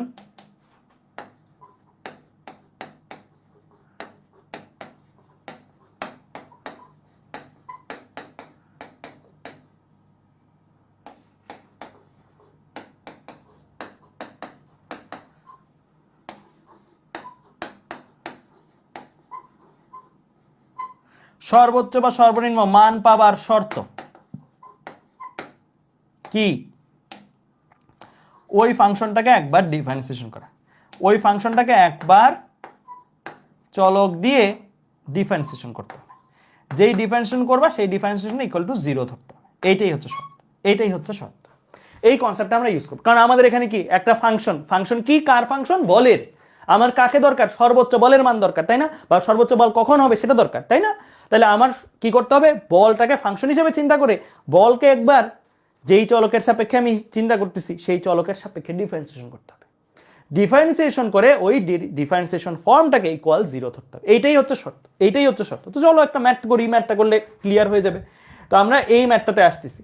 এই ম্যাথটাতে আমার কি বলছে, এই যে একটা টুকরা, এই যে একটা টুকরা, তাদের মধ্যকার আকর্ষণ বল কি দরকার, সর্বোচ্চ দরকার। ও ওকে যে বলে আকর্ষণ করতেছে, ও ওকে যে বলে আকর্ষণ করতেছে, এই আকর্ষণ বলের মান সর্বোচ্চ দরকার। তো এফটাকে কি করতে হবে, ডিফারেন্সিয়েশন করতে হবে। এখন বলো তো কোন চলকের সাপেক্ষে ডিফারেন্সিয়েশন করব, কোনটা চলক হিসেবে কাজ করতেছে। চলক মিন্স যেটা চেঞ্জ হবে, যেটা চেঞ্জ হবে। এই ম্যাথে কোনটা চেঞ্জ হয়, দূরত্ব চেঞ্জ হয়, তাদের মধ্যকার দূরত্ব চেঞ্জ হয়। দূরত্ব চেঞ্জ হচ্ছে না, লেখা আছে নির্দিষ্ট দূরত্ব। কি চেঞ্জ হওয়ার সুযোগ আছে বলো, এফ এর সূত্রটা কি, এফ এর সূত্র হচ্ছে F equal to G m1 m2 by কত, দূরত্ব স্কয়ার। হ্যাঁ, আমার এখানে যে এই ম্যাথটার জন্য যদি তাদের মধ্যকার আকর্ষণ বল চিন্তা করি, এই বস্তু আর এই বস্তুর মধ্যে আকর্ষণ বল চিন্তা করি, তাহলে জি তো জি এর মতন আছে। এই ভরটা কত, capital M minus small M. এই ভরটা কত, small M divide by D square. তোমরা এইদিকে তাকায় বলো কে চলক হওয়া উচিত। এফ হচ্ছে ফাংশন, এইটা কার চলক, মানে কাকে চলক হিসেবে নিবা এখানে, জি কে, ক্যাপিটাল এম কে, ডি কে, নাকি স্মল এম কে, বলো কে তোমার চলক। মানে কার মানটা কম বেশি করার সুযোগ আছে, কার মানটা কম বেশি করার সুযোগ আছে, স্মল এম। স্মল এম ছাড়া আর কারো মান কম বেশি করতে পারবা না। দূরত্ব চেঞ্জ করতে পারবা, পারবা না। এম ভর, শুরুর ভরটাই চেঞ্জ করে দিতে পারবা না, এটাও পারবা না। জি মহাকর্ষ ধ্রুবক, এটাও চেঞ্জ করে দিতে পারবা না। তার মানে এখানে এটা কি ফাংশন অফ স্মল এম। তাহলে তুমি যেই চলক, ফাংশনটা যার চলক, হ্যাঁ, তার সাপেক্ষে ডিফারেন্সিয়েশন করতে হবে এবং সেটা ইকুয়াল টু 0 ধরতে হবে। এটা হচ্ছে এফ মানে বলের রাশি বা ফাংশন। এটাকে তোমার কি করতে হবে, সর্বোচ্চ মান পেতে, লিখো আমার সাথে সাথে, সর্বোচ্চ মান পেতে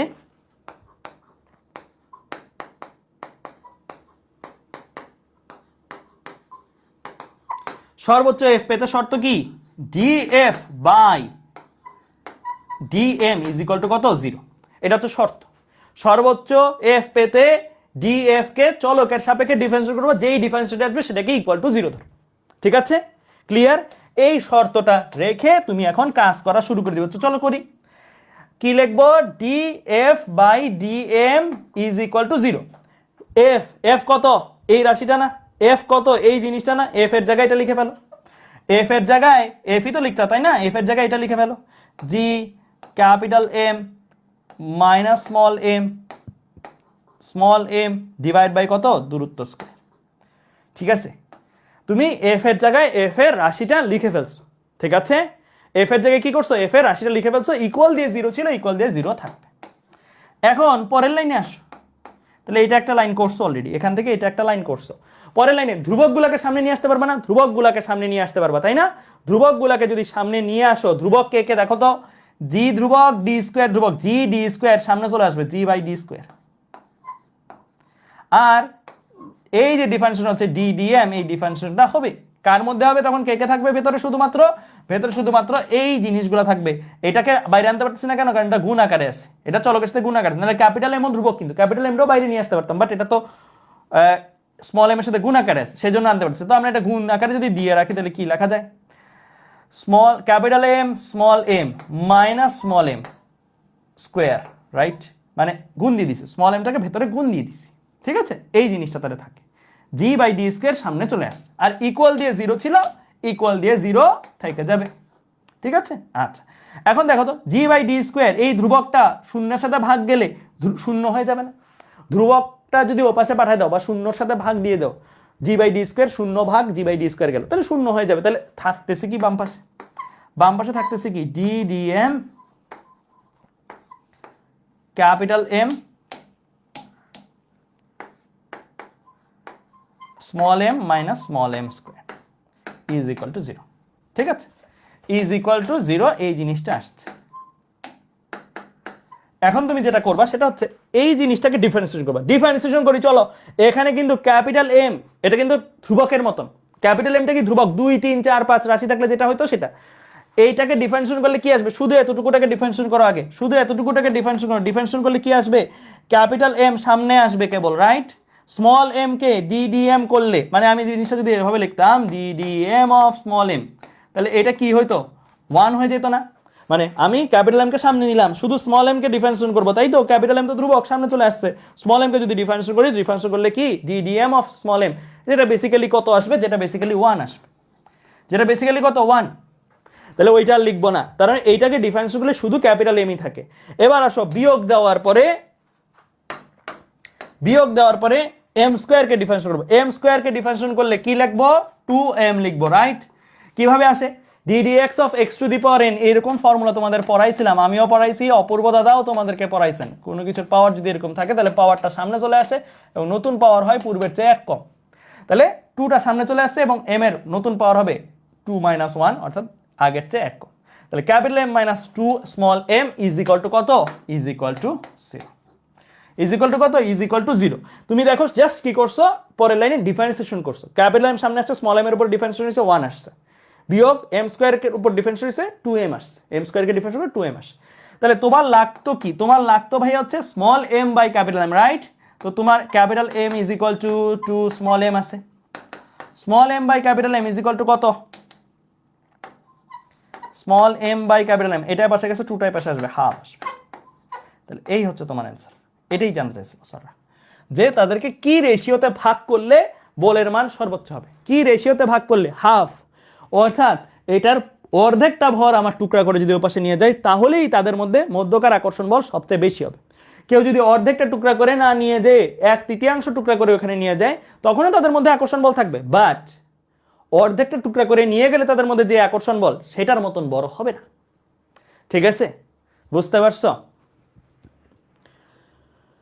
ওকে ফাইন, লেখা হলে বলিও এটা আইআইটির প্রবলেম, এটা আইআইটির প্রবলেম। তাহলে এখানে মেইন কনসেপ্টটা কি, এই লাইনটা, হ্যাঁ, সর্বোচ্চ ফাংশনের মান পেতে কি করতে হয়, ওই ফাংশনটাকে একবার চলকের সাপেক্ষে ডিফারেন্সিয়েট করতে হয়, ওই ডিফারেন্সিয়েশন করে যে মানটা আসে সেটাকে ইকুয়াল 0 ধরতে হয়। ঠিক আছে, ক্লিয়ার? বুঝতে পারছো? সবাই লেখা হলে বলিও। আচ্ছা, লেকচার 13 এর স্লাইড দেন নাই? লেকচার 13 স্লাইড দেওয়া আছে তো, আমার ড্রাইভ লিঙ্কে সব দেওয়া আছে, তুমি ড্রাইভ লিঙ্কটা দেখিও, আমার সব দেওয়া আছে, মানে গুগল ড্রাইভ লিঙ্কটা। ঠিক আছে, লেখা হইলে বলিও সবাই। আচ্ছা, আরেকটা ম্যাথ করি চলো, এই ম্যাথটা করে ফেলি। সবাই এই ম্যাথটা তুলে ফেলো, সবাই এই ম্যাথটা তুলে ফেলো ফাস্ট, দ্রুত তুলে ফেলবা। কোথায় পাবো ড্রাইভ লিঙ্ক? গ্রুপে দেওয়া আছে, গ্রুপে, সাইকেল 4 এর গ্রুপে দেওয়া আছে। আচ্ছা, তাপগতিবিদ্যা কি শেষ? হ্যাঁ হ্যাঁ, তাপগতিবিদ্যা শেষ। নাহিন অনেক বলছো আপনার ক্লাসের রুটিন, আমার ক্লাসের রুটিন শুক্রবার আর রবিবার। থার্মোডাইনামিক্স মেগা এক্সাম কবে হবে? 2 উইক পর, 2 সপ্তাহ পর শুক্রবার।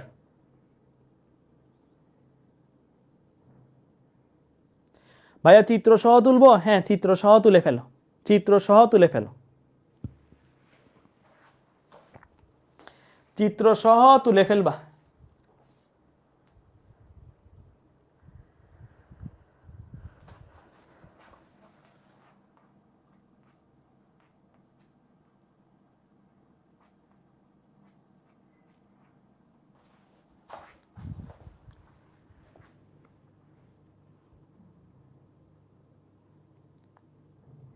আমরা যা বলছি আপনার ক্লাস টুয়েসডে না, এই লাস্ট উইকে হচ্ছে আমার আর অপূর্বদার ক্লাস সোয়াপ করছি একটা প্রয়োজনে, বাট এমনিতে শুক্রবার আর রবিবার আমার ক্লাস রুটিন সেটাই থাকবে। সবাই তোলা হলে বলিও।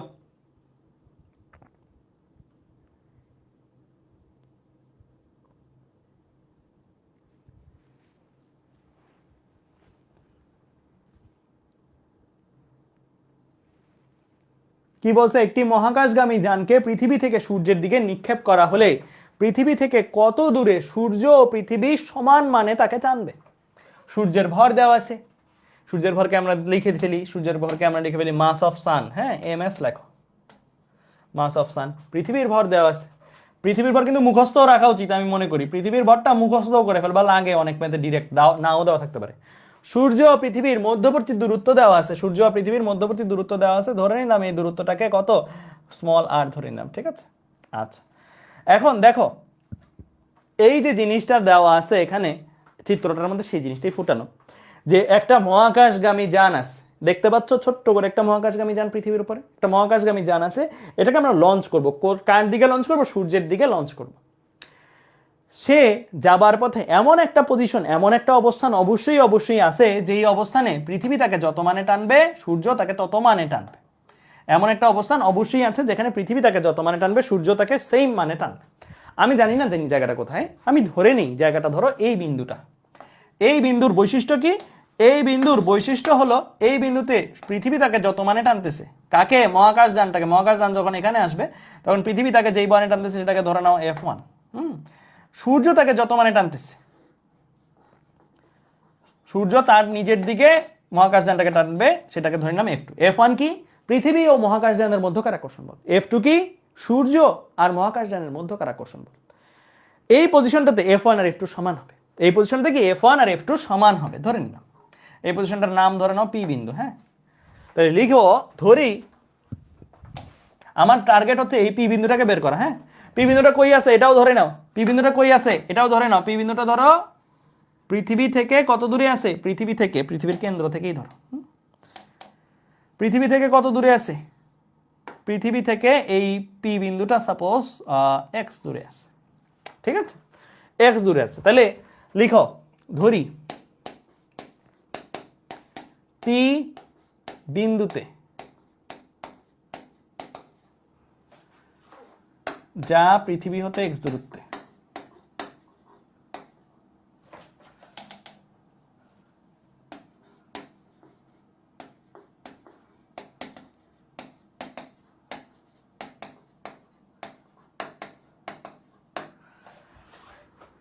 f1 is equal two f2, মানে পৃথিবী কর্তৃক সূর্যের আকর্ষণ বল এবং পৃথিবী মহাকাশযানটাকে যে বলে আকর্ষণ করে এবং সূর্য মহাকাশযানটাকে যে বলে আকর্ষণ করে, এই দুইটা বলের মান সমান। f1 হচ্ছে কার কার আকর্ষণ বল, পৃথিবী আর মহাকাশযানের। মহাকাশযানের ভর কি দেওয়া আছে, প্রশ্নে দেওয়া নাই, ধরে নাও মহাকাশযানের ভর দেওয়া নাই, ধরে নাও কত, স্মল m ভরটা এদিকে আসছে, ঠিক আছে। তাহলে f1 এর ভ্যালু কত হবে বলো, f1 এর ভ্যালু সূত্র কি, সূত্র হচ্ছে g, প্রথম বস্তুর ভর হিসেবে কে, পৃথিবীর ভর, হ্যাঁ দ্বিতীয় বস্তুর ভর কি, মহাকাশযানের ভর, ডিভাইডেড বাই দূরত্ব স্কয়ার, দূরত্ব কত, x স্কয়ার, দূরত্ব কত, x স্কয়ার, হ্যাঁ দিয়ে দিলাম। তাহলে এইটা গেল পৃথিবী মহাকাশযানটাকে যত বলে আকর্ষণ করতেছে, পৃথিবীর ভর মহাকাশযানের ভর ডিভাইড বাই x স্কয়ার।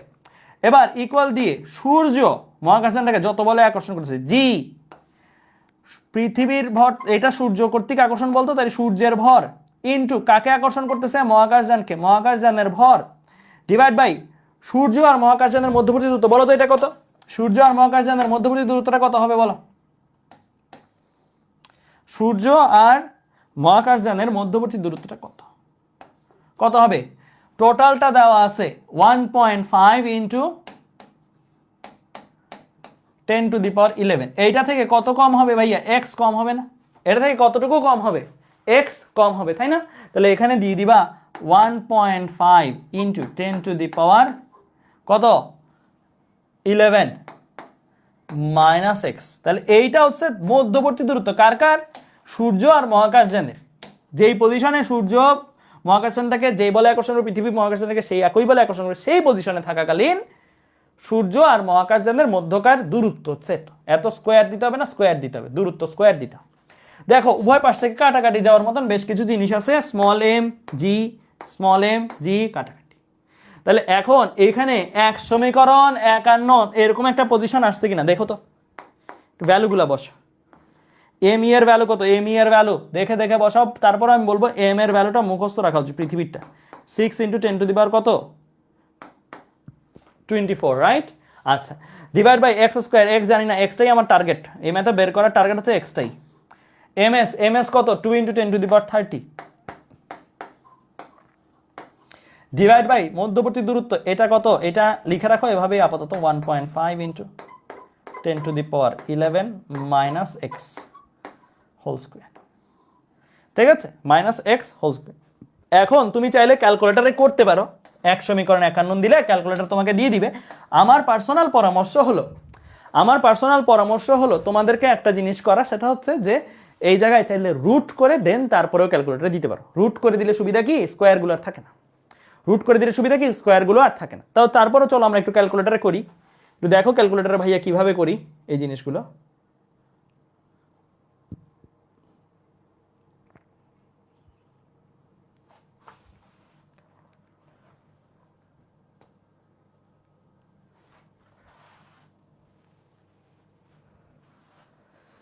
দেখো এটা তুলে ফেলি, হ্যাঁ, 6 ইন্টু 10⁻, কত, 24 divide by X square, X দিলাম স্কোয়ার দিলাম, ঠিক আছে, জাস্ট এটা তুললাম বাম পাশটা। এক্স কিভাবে দিলাম, আলফা দিয়ে N bracket, right arrow click করে ইকুয়াল সাইন দেবো। ইকুয়াল সাইন কিভাবে দেয়, আলফা দিয়ে ক্যালক, আলফা দিয়ে ক্যালক দিলে ইকুয়াল সাইনটা দেওয়া হলো। আবার ভগ্নাংশ সাইন দিয়ে কি দিব, 2 ইন্টু 10⁻, কত, 30 ডিভাইডেড বাই কত, ডিভাইড বাই 1.5 ইন্টু 10⁻, কত, 11, ঠিক আছে। এইটার সাথে কি আছে, ব্র্যাকেটগুলো এইভাবে দিয়ে দাও তাহলে বেটার হয়, আরেকটা ব্র্যাকেট দিয়ে দাও, তাহলে যোগ বিয়োগ আর গুণ ভাগের মধ্যে সমস্যা হবে না। বদমাস পদ্ধতিতে তোমরা জানো হয়তো ব্র্যাকেটের কাজটা আগে করে, সো এই কারণে আমি এভাবে দিয়ে নিলাম। তো 1.5 ইন্টু 10⁻11 minus x bracket close square, সবার উপরে স্কোয়ার আছে, ঠিক আছে। দেখো লেখাটা বুঝছো কিনা, তাহলে ব্র্যাকেট দিছি, ফার্স্ট ব্র্যাকেট ক্লোজ, ভেতরে একটা সেকেন্ড ব্র্যাকেট ক্লোজ, হ্যাঁ, ঠিক আছে। আর এটা স্কোয়ার আছে, স্কোয়ারের কারণে এটা দাও। তো তোলা হয়েছে, তোলা হওয়ার পরে আমি এখন কি করবো, শিফট দিব, ক্যালক দিব, দেন ইকুয়াল দিব। তবে হ্যাঁ, এইখানে ইকুয়াল দেওয়ার আগে একটু কমন সেন্স অ্যাপ্লাই করে নিবা। কমন সেন্স, এই যে শিফট দিয়ে ক্যালক দিয়ে এরপর ইকুয়াল দিলেই তো হয়ে যায়। এই যে লেখাটা থাকে, এই লেখাটাকে কি বলে দেখি, মনে আছে কিনা আগের ক্লাসগুলো, মনে আছে কিনা, এই লেখাটাকে কি বলে, শিফট দিয়ে ক্যালক দেওয়ার পরে ক্যালকুলেটর যে লেখাটা দেখায় সমান সমান প্রেস করার আগে, এই লেখাটাকে কি বলে, initial value, initial assumption. Exactly, তুমি ইনিশিয়াল অ্যাজাম্পশন কোনটা দিলে সুবিধা, অ্যান্সারের কাছাকাছি কিছু দিলে সুবিধা, অ্যান্সারের কাছাকাছি। তোমার কাছে কি মনে হচ্ছে, অ্যান্সারটা কি 360 আসা উচিত, এক্স এর ভ্যালু, এখানে তোমার অ্যান্সারকে এক্স এর ভ্যালু 360 আসা উচিত নাকি অনেক বেশি আসা উচিত, কি মনে হচ্ছে? দেখো তাদের মধ্যবর্তী দূরত্ব হচ্ছে 1.5 ইন্টু 10⁻11, এর মাঝখানে একটা পজিশন, অর্থাৎ এটা কিন্তু বেশ বড় আসবে। তো তুমি তোমার যেটা ধারণা 360 দিলেও হবে না যে তা না, বাট তোমার ক্যালকুলেটর অনেক বেশি সময় লাগবে। আর তোমার ক্যালকুলেটর যদি 2 নাম্বার পরে, মাশাআল্লাহ, তাহলে আর দিবেই না অ্যান্সার। তো ইনিশিয়াল অ্যাজাম্পশন আগে একটু বুদ্ধিমানের মতন তোমার বুঝতে হবে, এত বড় দূরত্বে 360 এর মতন অ্যান্সার আসবে না, একটু বড় সরই আসবে, মাঝামাঝি কোথাও। তাই 10⁻11 হচ্ছে সূর্য আর পৃথিবীর মধ্যবর্তী, তাই না, সূর্য আর পৃথিবীর মধ্যবর্তী, এর মাঝখানে একটা জায়গা, এটা কি প্রায় এটার অর্ধেকের মতন হবে। 10⁻11 এর অর্ধেক মানে কি 10⁻6-7 এরকম কিছু দিয়ে দাও। তো তুমি ইনিশিয়াল অ্যাজাম্পশনটা আগেই দিয়ে দাও, কি 10⁻6-7-8-9 এরকম কিছু দিয়ে দিলা, হ্যাঁ, তোমার যেটা ইচ্ছা ভাল লাগে যেটা দিয়ে ইকুয়াল দিবা। ইকুয়াল দিলে দেখো এখনো দেখো কারেক্ট অ্যান্সার দেয়নি, এখনো কিন্তু কারেক্ট অ্যান্সার দেয়নি, আরো আর ইকুয়াল দিব তারপরে কারেক্ট অ্যান্সার, এখনো ইকুয়াল কারেক্ট অ্যান্সার দেয়নি। দেখছো ইনিশিয়াল ভ্যালু কারেক্ট না দিলে অ্যান্সার কি পরিমাণের ঘুরাচ্ছে, সমান সমান দিয়ে দিয়ে দিয়ে দিয়ে কারেক্ট অ্যান্সার আসছে। কেমনে কারেক্ট অ্যান্সার বুঝলাম, আগেরগুলো কেন কারেক্ট অ্যান্সার, আগেরগুলো left hand side minus right hand side কিছু একটা ভ্যালু দেখাচ্ছিল কিনা, দেখাচ্ছিল। Left hand side minus right hand side যদি কিছু একটা ভ্যালু দেখায় তার মানে তুমি কারেক্ট অ্যান্সার আসো নাই। যখন এটা 0 দেখাবে তখন তোমার অ্যান্সারটা কারেক্ট, ঠিক আছে। তো ইনিশিয়াল ভ্যালু যদি 360 দিতে, তাহলে কয়বার তোমার ইকুয়াল প্রেস করা লাগতো, আমি 10⁻9 দিছি, সেখানেই আমার কয়েকবার প্রেস করা লাগছে, তাও কাছাকাছি চেয়ে দিছি দেখে। আর 360 দিলে বুঝতে পারছো কয়বার দেওয়া লাগবে, মাঝে মাঝে ক্যালকুলেটর নাও দিতে পারে, সার্কিট ব্রেক হয়ে যেতে পারে। এমনও অনেক আমার এক ছাত্রের সাথে হয়েছে যে ওর ক্যালকুলেটর দিয়ে এরকম টাইপের একটা হিসাব করতেছিলাম, সঠিক মনে নেই কি হিসাব, আগে যখন আমার কাছে ব্যাচে পড়তো ওরা, তো ওর ক্যালকুলেটর দিয়ে এরকম একটা হিসাব দিছি, ক্যালকুলেটর ডেড, ওই যে ক্যালকুলেটর ওই সময় মানে স্ক্রিন অফ করছে, এরপরে আর ক্যালকুলেটরটা জীবিত হয়নি, মানে ডেড হয়ে গেছে ক্যালকুলেটর। সো এর জন্য ইনিশিয়াল অ্যাজাম্পশনটা মোটামুটি কাছাকাছি দিলে ভালো, ঠিক আছে, বুঝতে পারছো? আচ্ছা, এটা একটা উপায়। আরেকটা হচ্ছে তুমি যদি চাও যে ভাইয়া আমি রুট করে একটু সহজ করে দিব, ক্যালকুলেটর স্কোয়ার দেখলে ভয় পেয়ে যায়, ডিভাইড বাই স্কোয়ার দিলে ভয় পেয়ে যায়, মানে কি অনেক বেশি হিসাব করতে হয় আর কি তাকে। তো রুট দিয়ে স্কোয়ারটা সরাই দিব, সিঙ্গেল পাওয়ারে থাকবে, তাইলে তোমার ধরো তাড়াতাড়ি, বুঝছো? ক্লিয়ার? তো এই ম্যাথটা আমি দেওয়ার আরেকটা অন্যতম কারণ হলো ক্যালকুলেটরের এই ব্যবহারটা শিখাই দেওয়া, যে ইনিশিয়াল অ্যাজাম্পশনটা যেন তোমরা পারফেক্টলি দিয়ে তারপরে করো, তাহলে তাড়াতাড়ি হবে। ঠিক আছে, তাহলে এটার অ্যান্সার কত? 25935। আচ্ছা, এটাকে ইঞ্জিনিয়ারিং মোডে নিয়ে নিই। এই যে অ্যান্সারটা আসছে, এটা অ্যান্সার তো, এটাকে ইএনজি নিয়ে নিলাম। তাহলে 259.358 ইন্টু 10⁶, তো দশমিকটা 2 ঘর বামে আনো। 2 ঘর বামে আনলে 10⁶টারে 2 যোগ করে দিতে হবে, পাওয়ারটারে আরো 2 যোগ করে দিতে হবে। তাই 2.59 ইন্টু 10⁸ কি দিব? 2.59 ইন্টু 10⁸।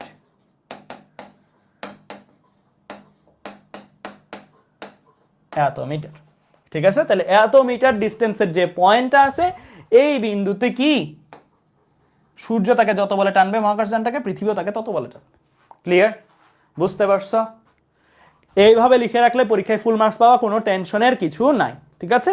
আচ্ছা, এখানে আর ছোট্টখাট্ট দুইটা বেসিক আমি তোমাদের একটু দিতে চাই। দেখি তো, এই দূরত্বটাতে তো সূর্য তাকে যত বলে টানবে পৃথিবী তাকে তত বলে টানবে, রাইট? এটা নিয়ে কারো কোনো ডাউট নাই। এই দূরত্বটাতে কি হবে বলো? এইখানে যদি থাকতো, ধরো মহাকাশযানটা এখানে যদি থাকতো, তাহলে কার আকর্ষণ বলটা বেশি হতো বলো? সূর্যের। এক্স্যাক্টলি, যার কাছে তার আকর্ষণ বল বেশি। দ্যাট মিনস এই যে এখানে যতগুলা বিন্দু আছে, এই সবগুলা বিন্দুতে কি সূর্যের আকর্ষণ বলটা বেশি। অর্থাৎ এই পজিশনগুলাতে, এইখানে যে কোনো বিন্দুগুলা, এই বিন্দুগুলাতে F2 বলছি না সূর্যের আকর্ষণ বল, F2 গ্রেটার দেন F1। এই পজিশনগুলাতে কি F2 গ্রেটার দেন F1। ঠিক আছে, লিখে রাখি, এটা লিখে রাখি, সামনে একটা ম্যাথে এগুলো কাজে লাগবে। হ্যাঁ, এই পজিশনগুলাতে কি কালার দিয়ে লিখবো? গ্রিন, ইয়েলো কালার দিয়ে লিখি। ঠিক আছে, এই পজিশনগুলাতে F2 গ্রেটার দেন F1। হ্যাঁ, মানে সূর্যের আকর্ষণ বলটা বেশি। আবার এট দ্য সেম টাইম এই পজিশনগুলোর কথা চিন্তা করো, এই পজিশন, এই পজিশন, এই পজিশন, এই পজিশনগুলোতে, এই পজিশনগুলোতে যখন মহাকাশযান ছিল তখন কার আকর্ষণ বলটা বেশি? পৃথিবী। কারণ এটা পৃথিবীর কাছে, এটা পৃথিবীর কাছে, এটা পৃথিবীর কাছে। এই পজিশনগুলোতে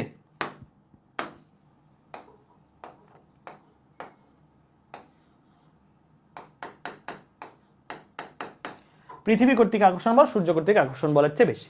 আর মাঝখানের যে এম ভরটা যদি পি বিন্দুতে থাকে, তখনই কেবল সূর্য আর পৃথিবীর আকর্ষণ বল সমান। এর এক পা বাম বাইরে সামনে পা বাড়াইলেই সূর্যের আকর্ষণ বল বেশি হয়ে যাবে, এক পা পা পিছনে বাড়াইলেই পৃথিবীর আকর্ষণ বল বেশি হয়ে যাবে। ঠিক আছে?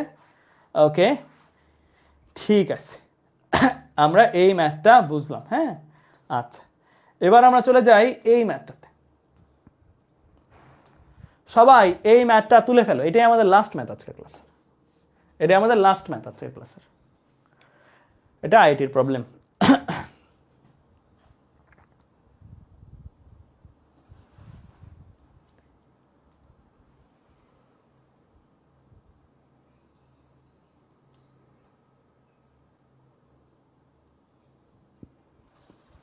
আবু বকর সিদ্দিক বলছো, ভাই কলেজের সাথে পড়া খাপ খাওয়াতে পারছি না, এখন কি কলেজের দিকে ফোকাস করব? আমার কাছে আমি বলবো যে কলেজের সিলেবাস তো আর অ্যাভয়েড করতে পারবা না। কলেজের সিলেবাসটা কলেজে যদি না বোঝো, আমাদের কাছে আর্কাইভ ক্লাস আছে, আমাদের লাইভ ক্লাস আছে, সেখান থেকে দেখে শেষ করো। হুম,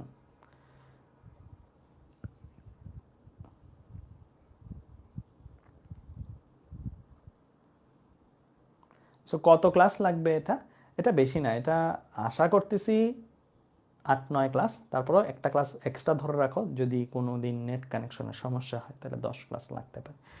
তো 10 ক্লাসের মতন ধরে রাখো, বাট আশা করতেছি 8-9 ক্লাসেই কভার হয়ে যাবে।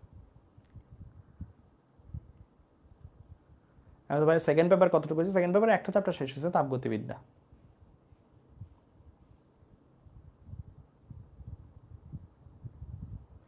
সবাই লিখা হলে বলিও, সবাই চিত্র সহ লিখা হলে বলবা।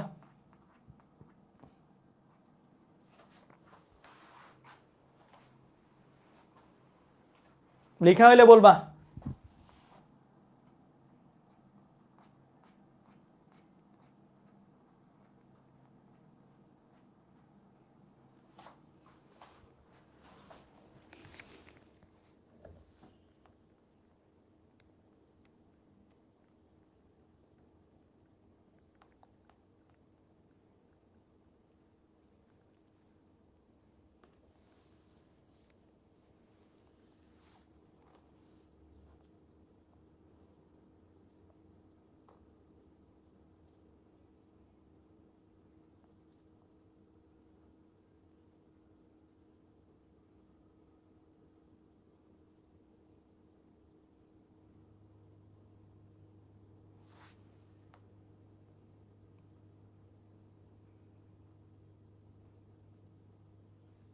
লিখছো?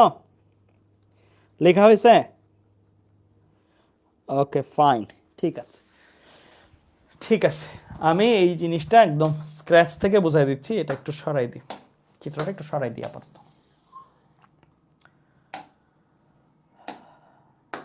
ওকে দেখো, আমার এখানে কি বলছে, আর ব্যাসার্ধের একটা লেড গোলকের মধ্যে আমরা আঁকি ধারাবাহিকভাবে, স্টেপ বাই স্টেপ করি, ঠিক আছে, কোনো তাড়া নাই, স্টেপ বাই স্টেপ।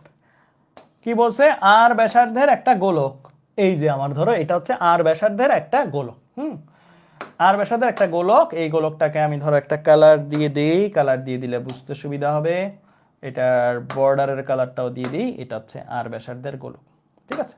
আচ্ছা, বলছে এই গোলকের মধ্যে একটা ছিদ্র করব, হ্যাঁ একটা ছিদ্র করব, চিত্র, এই চিত্রটাই আমরা এখন আঁকতেছি, কোনো সমস্যা নাই, এই হচ্ছে ছিদ্রটা, এই হচ্ছে একটা ছিদ্র,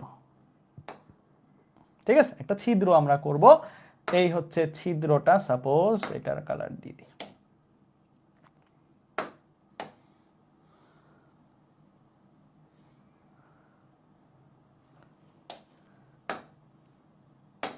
ছিদ্রটারে ভালো করে বোঝার জন্য আমি ছিদ্রটাকে আরেকটা লেয়ার দিয়ে রাখতেছি, সো দ্যাট তোমাদের বুঝতে সহজ হয়। এই হচ্ছে তোমার কি একটা আর ব্যাসার্ধের ছিদ্র এখানে করছি, হ্যাঁ ছিদ্রটা করছি, আমি চাইলেই সরাইতে পারবো, ওকে চাইলেই সরাইতে পারবো, ঠিক আছে, ওকে ক্লিয়ার। আচ্ছা, এখন বলছে একটা ছিদ্র করছি, ছিদ্র করার পূর্বে লেড গোলকটার ভর ছিল এম, তাহলে এখন ভর কত, এখন এই মুহূর্তে, এখন কিন্তু ছিদ্র করে ছিদ্রটা সরাই দিইনি, এখন ভর কত, এখন ভর কত, এম, লিখে ফেলি, এখন ভর কত, এম, তার ভর কত, এম, ঠিক আছে, এখন তার ভর হলো এম, কপি করলাম, ওকে।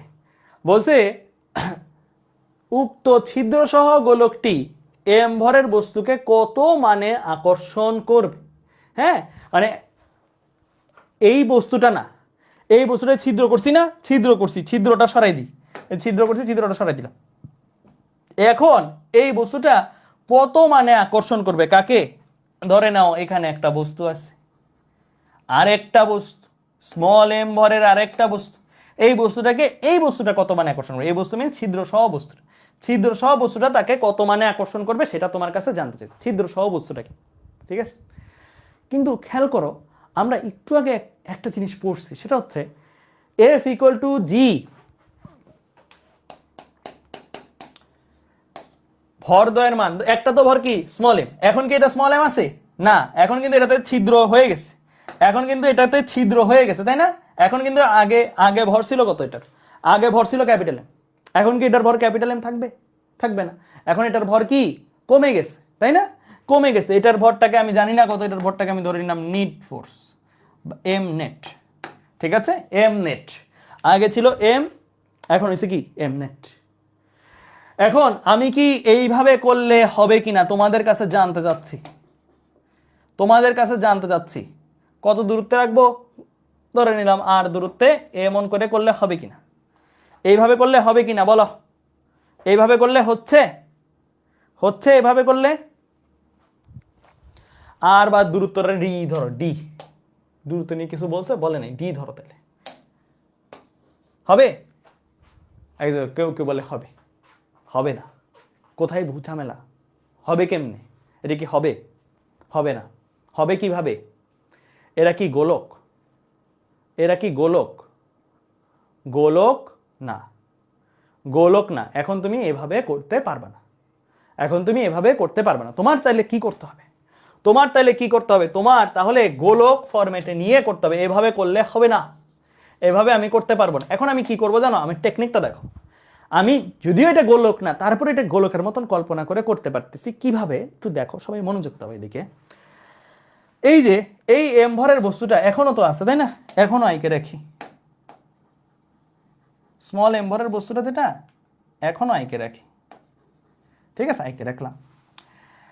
এখন যখন এই বস্তুটা কমপ্লিট ছিল, কমপ্লিট মানে পুরো ছিল, ফুল মাসটা ছিল, হ্যাঁ কমপ্লিট যখন ছিল, তখন তাদের মধ্যকার আকর্ষণ বল, এখন তাদের মধ্যকার আকর্ষণ বল, এটা তুমি মাপতে পারবা না, এখনকার মধ্যকার আকর্ষণ বলটা মাপতে পারবা কিনা, পারবা কিনা, পারবা, এটাকে এম টোটাল ধরো, টোটাল ভরটা এখন আছে, আর এটা এফ টোটাল ধরো, টোটাল ভরের জন্য যে বল, ঠিক আছে, টোটাল ভরের জন্য বল এটা মাপতে পারবা কিনা বলো।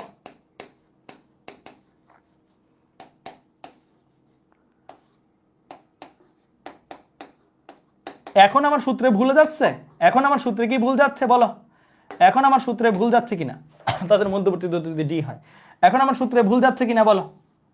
ভুল আছে? ভুল নাই, সূত্র ওয়াইজ ঠিক আছে। বাট এখন আমার কাছে যেটা জানতে চাইছে সেটা কিন্তু পাইনি। কি পাইছি? যেটা অ্যান্সার, আমার অ্যান্সার যেটা ছিদ্র সহ গোলকটা স্মল এম ভরের বস্তুকে যত মানে আকর্ষণ করবে, ওইটার চেয়ে একটু মানে অ্যান্সার যেটা আসা উচিত সেটা হচ্ছে একটু বেশি মাপছি না একটু কম মাপছি? একটু কমন সেন্স অ্যাপ্লাই করে বলো তো। আমরা কি যতটুকু আমার দরকার ছিল বল তার চেয়ে একটু বেশি মাইপে ফেলছি না কম মাইপে ফেলছি? চিন্তা করে দেখো, আমি কিন্তু ছিদ্রটারে বস্তু ধরে মাইপে ফেলছি, একটু বেশি মাপছি। একটু কি মাপছি? বেশি মাপছি না একটু বেশি মাপছি? কতটা বেশি? কতটুকু বেশি দেখি বলো তো, দেখি কতটুকু বেশি মাপছি। এই যে এখানে যে একটা অ্যান্সার আসবে, এখানে আমরা অ্যান্সার পাইলে টোটাল ভরের জন্য এই স্মল ভরের উপর বস্তুর বলটা পেয়ে গেছে, কিন্তু এই বলটা যে মাপছি এটা একটু বেশি মাপছি। কেন? কারণ এখন ছিদ্র কনসিডার করি নাই, ছিদ্র মধ্যে বস্তু রেখে মানে কমপ্লিট বস্তুটা নিয়ে আমরা কাজ করছি। আমরা কতটুকু এক্সট্রা মাপছি? এই ভরের কারণে, এই ভরের কারণে যে আকর্ষণ বল শুধু এই ছিদ্রটার কারণে, এই ছিদ্রটার কারণে, এই ছিদ্রটার কারণে যে আকর্ষণটা এটা এক্সট্রা মাপছি। এই ছিদ্রটার আকর্ষণ বল, এই ছিদ্রটার মধ্যে যে ভরটা আছে সেই ভরের আকর্ষণ বলটা যদি আমরা বাইর করতে পারি এবং সেইটা যদি বাদ দিয়ে দিতে পারি তাহলে কিন্তু আমি অ্যান্সারে চলে আসবো। চিন্তা করে দেখো, এখন ছিদ্র আছে বাট ছিদ্রের মধ্যে ভর আমি ভরাট করেই চিন্তা করতেছি, ছিদ্রটা আলাদাভাবে চিন্তা করি। টোটাল ভরের জন্য স্মল এম ভরের বস্তুর উপরে আমি বল মাইপে ফেলছি, টোটাল ভরের জন্য স্মল এম ভরের বস্তুর উপর বল মাইপে ফেলছি। যেটা মাপলাম সেটা কি প্রশ্নে যেটা চাইছে, প্রশ্নে কিন্তু বলেই দিছে স্যাররা, প্রশ্নে কি বলে দিছে? বলে দিছে না উক্ত ছিদ্র সহ গোলকটার জন্য বল মাপো। ছিদ্র সহ, আমি কি ছিদ্র সহ মাপছি? না, আমি ছিদ্রের চিন্তাই করিনি, পুরা ভরটার জন্য বল মাইপে ফেলছি। এই বলটা যদি আমি মাপি, এই বলটা হইছে সূত্র অনুসারে ভুল নাই, কিন্তু যতটুকু মাপা দরকার ছিল ততটুকু মাপলাম না, আমি ছিদ্র কনসিডার করিনি। এখানে কতটা বেশি মাপছি, কতটুকু বেশি মাপছি? কমন সেন্স অ্যাপ্লাই করে চিন্তা করো। এখানে আমরা এই ছিদ্রর মধ্যে যতটুকু ভর আছে ততটুকু ভর এই স্মল এম ভরকে যেই মানে আকর্ষণ করে ততটুকু বল এক্সট্রা মাপছি না? যেটা আমার মাপা দরকার ছিল না সেটাও আমি মেপে ফেলছি, তাই না? তাহলে আমি এখানে এক্সট্রা মাপলাম কতখানি? এক্সট্রা মাপলাম হচ্ছে এই যে এটার একটা কালার দিই, এটার একটা কালার দিই ভাইয়া, তাইলে বুঝে যাবা। এটা ধরো লাল কালার দিলাম একটা, এটার ফিল কালারও দিই লাল। এই পরিমাণের ভর যেই বলটা দিচ্ছে এই স্মল এম ভরের বস্তুটাকে, ওকে তো টানতেছে তাই না? ওকে টানতেছে না? ওকে টানতেছে, ওকে টানতেছে, পুরাটা টানতেছে ওকে। এইটা মাপা দরকার ছিল না, মাপা উচিত ছিল না, মাপা দরকার ছিল না, কিন্তু এইটাও যতটুকু টানতেছে সেটাও এর মধ্যে চলে আসছে, আসছে কিনা? আসছে। আমি যেটা করব, শুধু এই ছিদ্রের ভর বা শুধু এই ছিদ্রে যে পরিমাণের বস্তু আছে সেই বস্তুটা স্মল এম কে কত বলে টানে সেটাও বের করব। এই ছিদ্রের বল বস্তুটা এই স্মল এম ভরের বস্তুকে যত মানে টানে সেটাও বের করব। চলো এটাও বের করি। এটা হচ্ছে মোট ভর, মোট ভর যত বলে স্মল এম ভরের বস্তুটাকে টানে। আর এখন বের করব ছিদ্রের ভর, ছিদ্রের ভর যত বলে টানে সেটা বের করবো। এটাকে ধরে নাও এফ ছিদ্র বললাম, ঠিক আছে? ছিদ্রের ভর স্মল এম ভরের বস্তুটাকে যত বলে টানে, তাহলে আমার কি কি লাগবে? জি লাগবে। এখানে ভর যেটা লাগবে সেই ভরটা কি? শুধু ছিদ্রের ভরটা লাগবে। আর স্মল এম ভরের বস্তুর উপরে আকর্ষণ করা হচ্ছে তাহলে স্মল এমটা লাগবে। আর তাদের মধ্যবর্তী দূরত্ব যেটা সেই মধ্যবর্তী দূরত্ব লাগবে। বলো দেখি, আমরা ডি ধরছিলাম কাকে? এখান থেকে এতটুকুটাকে, হ্যাঁ? এইটার কেন্দ্র থেকে এইটার কেন্দ্র কতটুকু দূরত্বে আছে? আরেকটা জিনিস বাই দ্য ওয়ে তোমাদেরকে একটু বলে রাখি, এই যে এটার সাইজটা হচ্ছে, এটার সাইজটা হচ্ছে, এটার সাইজটা হচ্ছে ইয়া সমান, মানে অর্ধেকটার সমান। মানে এটা তোমার চিত্রের মধ্যেই দেওয়া ছিল, এই যে চিত্র আছে না, চিত্রের মধ্যেই দেওয়া ছিল, এটার সাইজটা হচ্ছে ঠিক অর্ধেকটার সমান, মানে একদম বরাবর কি অর্ধেক, মানে ব্যাসার্ধ পরিমাণ ছিদ্রটা। ঠিক আছে, চিত্র এটা দেওয়া ছিল প্রথমে, আমি যেটা বুঝলাম না ওখানেই দেওয়া ছিল। তো এই ছিদ্রের বস্তুটা কত দূরে আছে স্মল এম ভরের বস্তু থেকে বলো? কত দূরে আছে, এটা কত দূরে আছে, এটার কেন্দ্র কোথায়, এখানে, এই বস্তুটা কোথায়, এখানে, এই দূরত্বটা কত, এই দূরত্বটা কত বলো, এই দূরত্বটা কত হবে দেখি বলো, এই দূরত্বটা কি ডি থাকবে, চিন্তা করে বলো এটা কি হবে, এটা কি ডি থাকবে না কি হবে, টোটালটা ডি, এখান থেকে এই পর্যন্ত ডি, এইটাকে ধরে নাও আর, বলে দিছে আর ব্যাসার্ধের গোলক, এইটা হচ্ছে তোমার আর, এই যে এতটুকু হচ্ছে তোমার আর, তাহলে এতটুকুটা কত, এতটুকুটা কত, এতটুকুটা কত, এই পুরাটাও কিন্তু আর, এই পুরাটাও আর, এই পুরাটাও আর, এতটুকুটা কত, আর এরও অর্ধেক না, আর বাই টু না, আর বাই টু, তাহলে এতটুকু হচ্ছে একটা আর বাই টু, এতটুকুও কি সেম একটা আর বাই টু না, সেম একটা আর বাই টু কিনা, আর বাই টু, তোমার লাগবে কতটুকু, তোমার লাগবে কতটুকু, তোমার লাগবে ভাইয়া এখান থেকে এতটুকু, কি কি আছে দেখো তো, এখান থেকে এতটুকুর মধ্যে কি কি আছে, টোটাল ডি, ডি থেকে একটা আর বাই টু বাদ দিয়ে দিলে, এই যে ডি, ডি থেকে একটা আর বাই টু বাদ দিয়ে দিলেই তো তুমি এতটুকু পেয়ে যাও, রাইট, তাহলে এই ডিস্টেন্সটা কত বলো, এই ডিস্টেন্সটা কত, D minus R by two না, বুঝছো ডিস্টেন্সটা বুঝছো, D minus R by two কিনা বলো, আমার কি দরকার, এই যে ছিদ্রের ভর, ছিদ্রের ভরের যে কেন্দ্র, সেই কেন্দ্র থেকে বস্তু পর্যন্ত ডিস্টেন্স দরকার, ছিদ্রের ভরের কেন্দ্র থেকে বস্তুর ডিস্টেন্স দরকার, আমরা মেইন বস্তুর কেন্দ্র থেকে স্মল এম ভরের বস্তুর ডিস্টেন্স ধরে নিছি ডি, তাহলে এইখান থেকে এই পর্যন্ত কতটুকু শর্ট আছে, আর বাই টু পরিমাণ শর্ট আছে, তাই না, আর বাই টু পরিমাণ ঘাটতি আছে, আর বাই টু পরিমাণ ঘাটতি থাকলে এইটার কেন্দ্র থেকে এটার কেন্দ্র কত ডিস্টেন্স আছে, D minus R by two, D minus R by two, তাই না, টোটালটা ডি, এতটুকু আর বাই টু ফালাই দাও, তাহলে এটুকু কত, D minus R by two, তাহলে এখানে থাকবে কি D minus R by two whole square, ঠিক আছে, ঠিক আছে, লেখা ঠিক আছে, ঠিক থাকলে বলো এইটা হচ্ছে ছিদ্রের ভর, ওই স্মল এম ভরের বস্তুটাকে যত মানে টানবে, ঠিক আছে, বুঝতে পারছো, আচ্ছা, এখন ছিদ্রের ভর কি বের করা যায় বলো দেখি, ছিদ্রের ভর কি বের করা যায়, ছিদ্রের ভর কি বের করা যাবে, যাবে, কিভাবে যাবে দেখো, ছিদ্রের ভর কিভাবে বের করতে পারবো বলো দেখি, কি করতে পারবো ছিদ্রের ভর বের করার জন্য, কি করা যায় বলো, আইডিয়া দাও, আইডিয়া দাও একজন, ছিদ্রের ভর কি করতে পারবো, কিভাবে বের করতে পারবো, এই যে পুরা বস্তুর ভর কত, সম্পূর্ণ বস্তু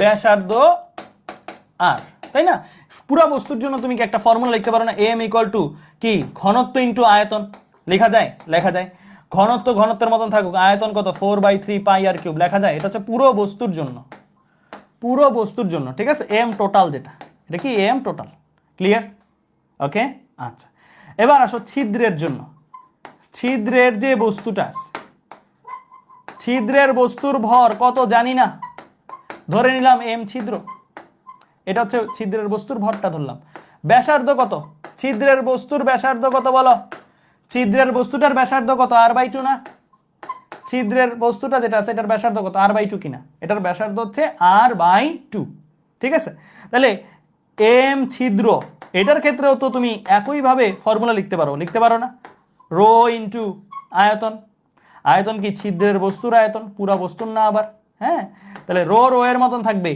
ভি ছিদ্র, এটাও তো গোলক, ছিদ্রটাও তো একটা গোলক, গোলক না, গোলক, তাহলে এটার আয়তনের সূত্র কি 4/3 পাই আর কিউব, এর আর কত, এর আরই হচ্ছে আর বাই টু, এর ব্যাসার্ধ কত, ব্যাসার্ধ হচ্ছে r by two cube, r by two cube, right, এখন তুমি এই জায়গায় যদি এটাকে একটু সাজায় গুছাই লিখো, সাজায় গুছাই লিখলে কি 1/8, তো এটা সামনে চলে আসলো, এম ছিদ্র is equal to rho rho এর মধ্যে থাকবে, এখানে r by two whole cube, r cube by 8 লেখা যায় না, আর কিউব বাই 8 লেখা যায়, বাই 8টা সামনে চলে আসলো, তাহলে এখানে সামনে চলে আসলে 1/8, রো আছে রো থাকবে, 4/3 আছে 4/3 থাকবে, পাই আছে পাই থাকবে, আর কিউব আছে আর কিউব থাকবে, কি করছি বুঝছো, এই যে r by two whole cube, r cube হয়েছে বাই টু কিউব হয়েছে, by two cube means by 8, by 8টা সামনে নিয়ে আসছে, কেন এভাবে লিখলেন ভাইয়া? কারণ এই যে ব্র্যাকেট বন্দি অংশটা একটু মিলায় দেখো তো, চেহারা কার সাথে মিলে? চেহারাটা কার সাথে মিলে? এই চেহারাটা কার সাথে মিলে? টোটাল ভরের সাথে মিলে কিনা? ইয়াস, টোটাল ভরের সাথে মিলে। তাহলে আমি যেই জিনিসটা লিখতে চাচ্ছি সেটা হচ্ছে সামনে 1/8 আছে, আর এই জিনিসটাকে, এই জিনিসটা হচ্ছে এম টোটাল। তাহলে আমি কি পাইলাম বলো? আমি ছিদ্রের ভরের সাথে টোটাল ভরের একটা রিলেশনশিপ পাইলাম কিনা? পাইলাম। ছিদ্রের ভরের সাথে টোটাল ভরের একটা রিলেশনশিপ পাইলাম কিনা? পাইছি। তাহলে এখন এই জিনিসটাকে একটু সাজায় গুছায় লিখি। এফ ছিদ্র, ঠিক আছে, এফ ছিদ্র ইজ ইকুয়াল টু কত? জি আছে, জি এর মধ্যে থাকবো এম ছিদ্র যেটা আছে, এম ছিদ্রটাকে আমি রিপ্লেস করে দিব। কি দ্বারা রিপ্লেস করে দিব? 1/8 ইন্টু এম টোটাল। ঠিক আছে, এম ছিদ্রটাকে রিপ্লেস করে দিচ্ছি এটা দ্বারা। স্মল এম থাকবে স্মল এম এর মতন, নিচে D minus r/2 whole square আছে সেটাও থাকবে, D minus r/2 whole square আছে সেটাও থাকবে। তাহলে আমি কি পাইছি? টোটাল ভরের জন্য স্মল এম ভরের বস্তুর উপরে আকর্ষণ বল কত? এটা মাইপে আমি বুঝলাম যে আমি যতটুকু মাপা দরকার ছিল তার চেয়ে বেশি মাইপে ফেলছি। কতটুকু বেশি মাইপে ফেলছি? ছিদ্রের ভরটা স্মল এম ভরটাকে যেই মানে আকর্ষণ করে সেটা সেতটুকু বেশি মাইপে ফেলছি। ঠিক আছে, এখন আমি যদি এই বলটা থেকে এই বলটা বাদ দিয়ে দিই, তাইলেই তো আমি ছিদ্র সহ বস্তুটা তাকে কত বলে আকর্ষণ করবে সেটা পেয়ে যাব, তাই না? তোমাদের একটু জিনিসটা ভিজুয়ালি নিয়ে আসি, ভিজুয়ালি বুঝাই দিই, তাহলে তোমরা বুঝতে পারবে। একটু আমার সাথে আঁকো, এটা আরেকটা পেজে আঁকিও। হ্যাঁ, এটা আরেকটা পেজে আঁকিও, সো দ্যাট তোমাদের মানে কনসেপ্টটা ফুল ক্লিয়ার হয়ে যাবে। দেখো এই বস্তুটা যেটা আঁকলা, হ্যাঁ, এটা হচ্ছে টোটাল ভর। এখানে কি আছে? টোটাল ভরটা আছে, টোটাল ভর আছে। এটার মধ্যে একটা ছিদ্রও আছে, একটা ছিদ্র আঁকলাম একদম মাঝখানে বরাবর অর্ধেকটা দিয়ে। ঠিক আছে, এইটাই ধরো ছিদ্রটা, এটাই ধরো ছিদ্রটা, এটার কালার দিয়ে দাও। ঠিক আছে, এটাকে ডুপ্লিকেট করলাম।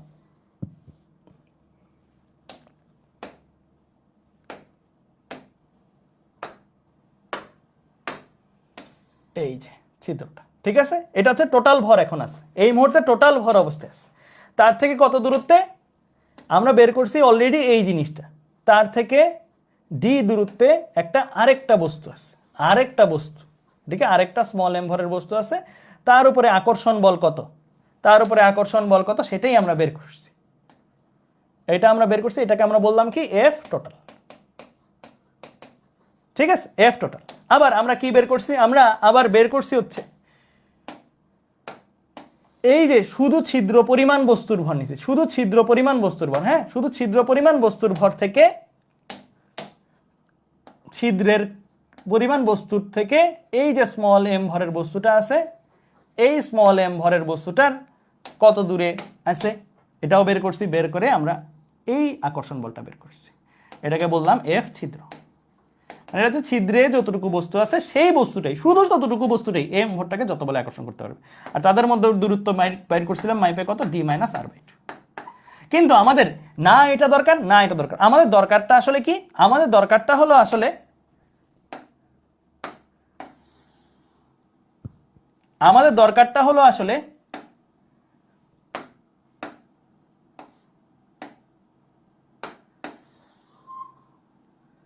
এই বস্তুটা।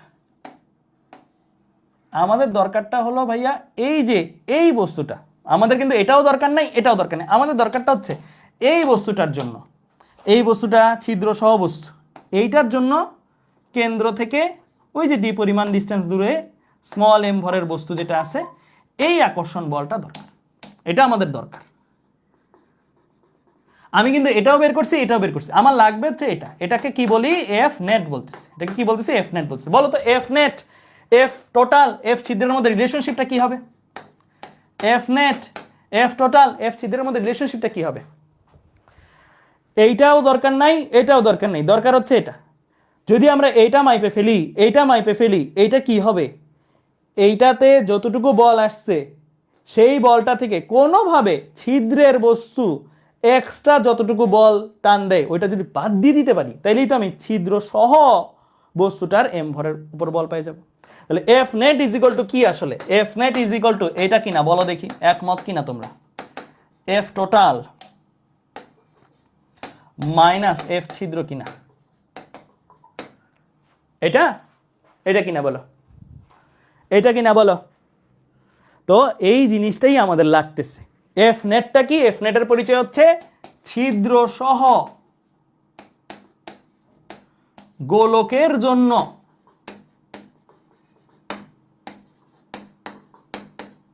বল। এফ টোটালের পরিচয় কি?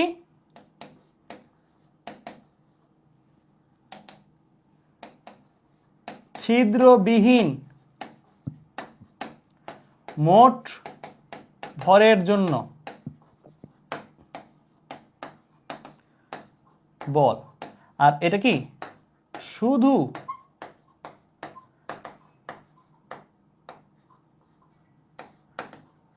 ছিদ্রের জন্য বল।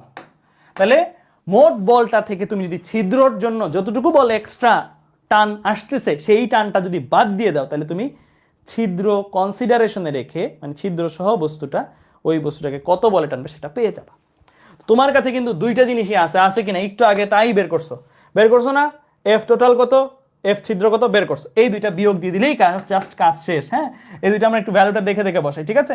তো আমরা চলো ভ্যালু বসাই। তাহলে কি? জি লিখবো, এম টোটাল লিখবো, আর কি স্মল এম লিখবো, ডিভাইডেড বাই দূরত্ব স্কোয়ার। দূরত্ব কত? ডি স্কোয়ার ছিল, বিয়োগ যে ছিদ্রের জন্য বল কত, এটা।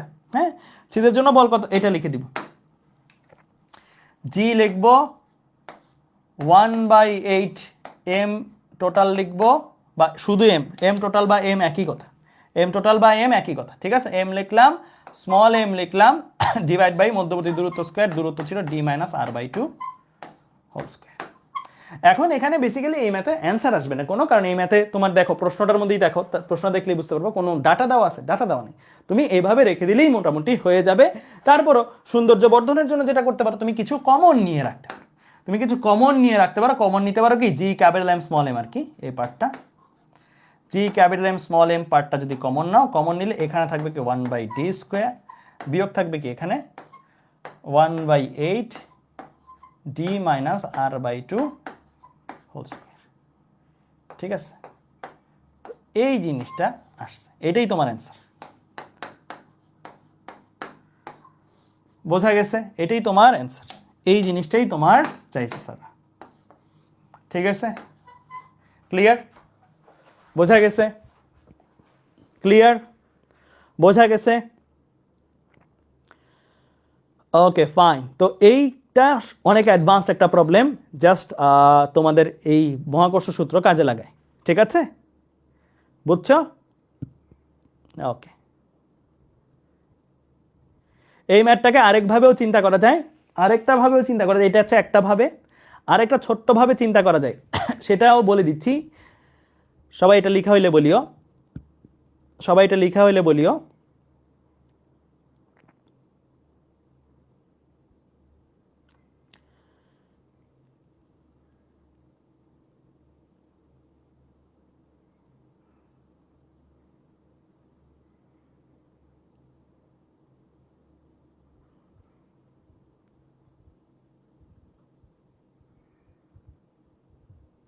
লিখছ? লেখা হইলে বলিও।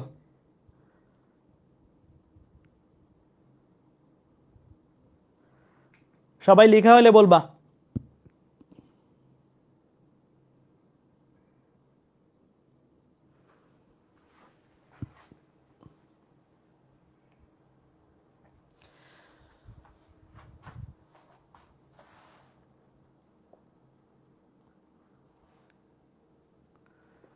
লিখছ? লেখা হইলে বলিও। এটাকে যে আরেকটা ভাবে যে চিন্তা করা যায়, ওইটা একটু জাস্ট বলে দিচ্ছি। হ্যাঁ, সেম আর কি, সেম জিনিস, জাস্ট লাস্টে ব্যাখ্যাটা একটু অন্যরকম। আরেকটা ছোট্ট ভাবে চিন্তা করা যায়, সেটা একটু বলে দিচ্ছি, এটা বেশিক্ষণ লাগবে না, 1 মিনিট লাগবে। দেখো,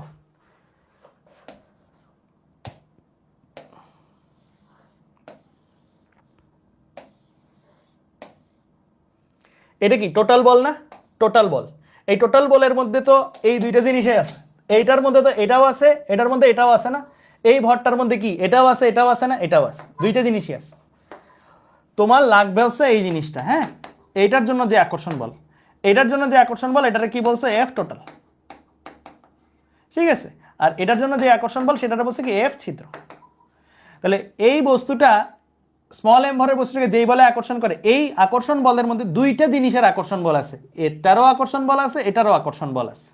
তাহলে জিনিসটাকে এইভাবেও লেখা যায় না, এফ টোটাল মোট আকর্ষণ বল যেটা, সেটা কার কার থেকে সৃষ্টি হয়, নেট, এইটার জন্য যে আকর্ষণ বল সেটাও তার মধ্যে আছে, প্লাস ছিদ্রে রাখা বস্তুটার জন্য, ছিদ্রের ভরটার জন্য যে আকর্ষণ বল সেটাও কিন্তু এর মধ্যেই আছে। এই আকর্ষণ বলের মধ্যে কিন্তু ছিদ্রে রাখা ভরের জন্য আকর্ষণ বল আছে, এই নেট ভরের জন্য আকর্ষণ বল আছে।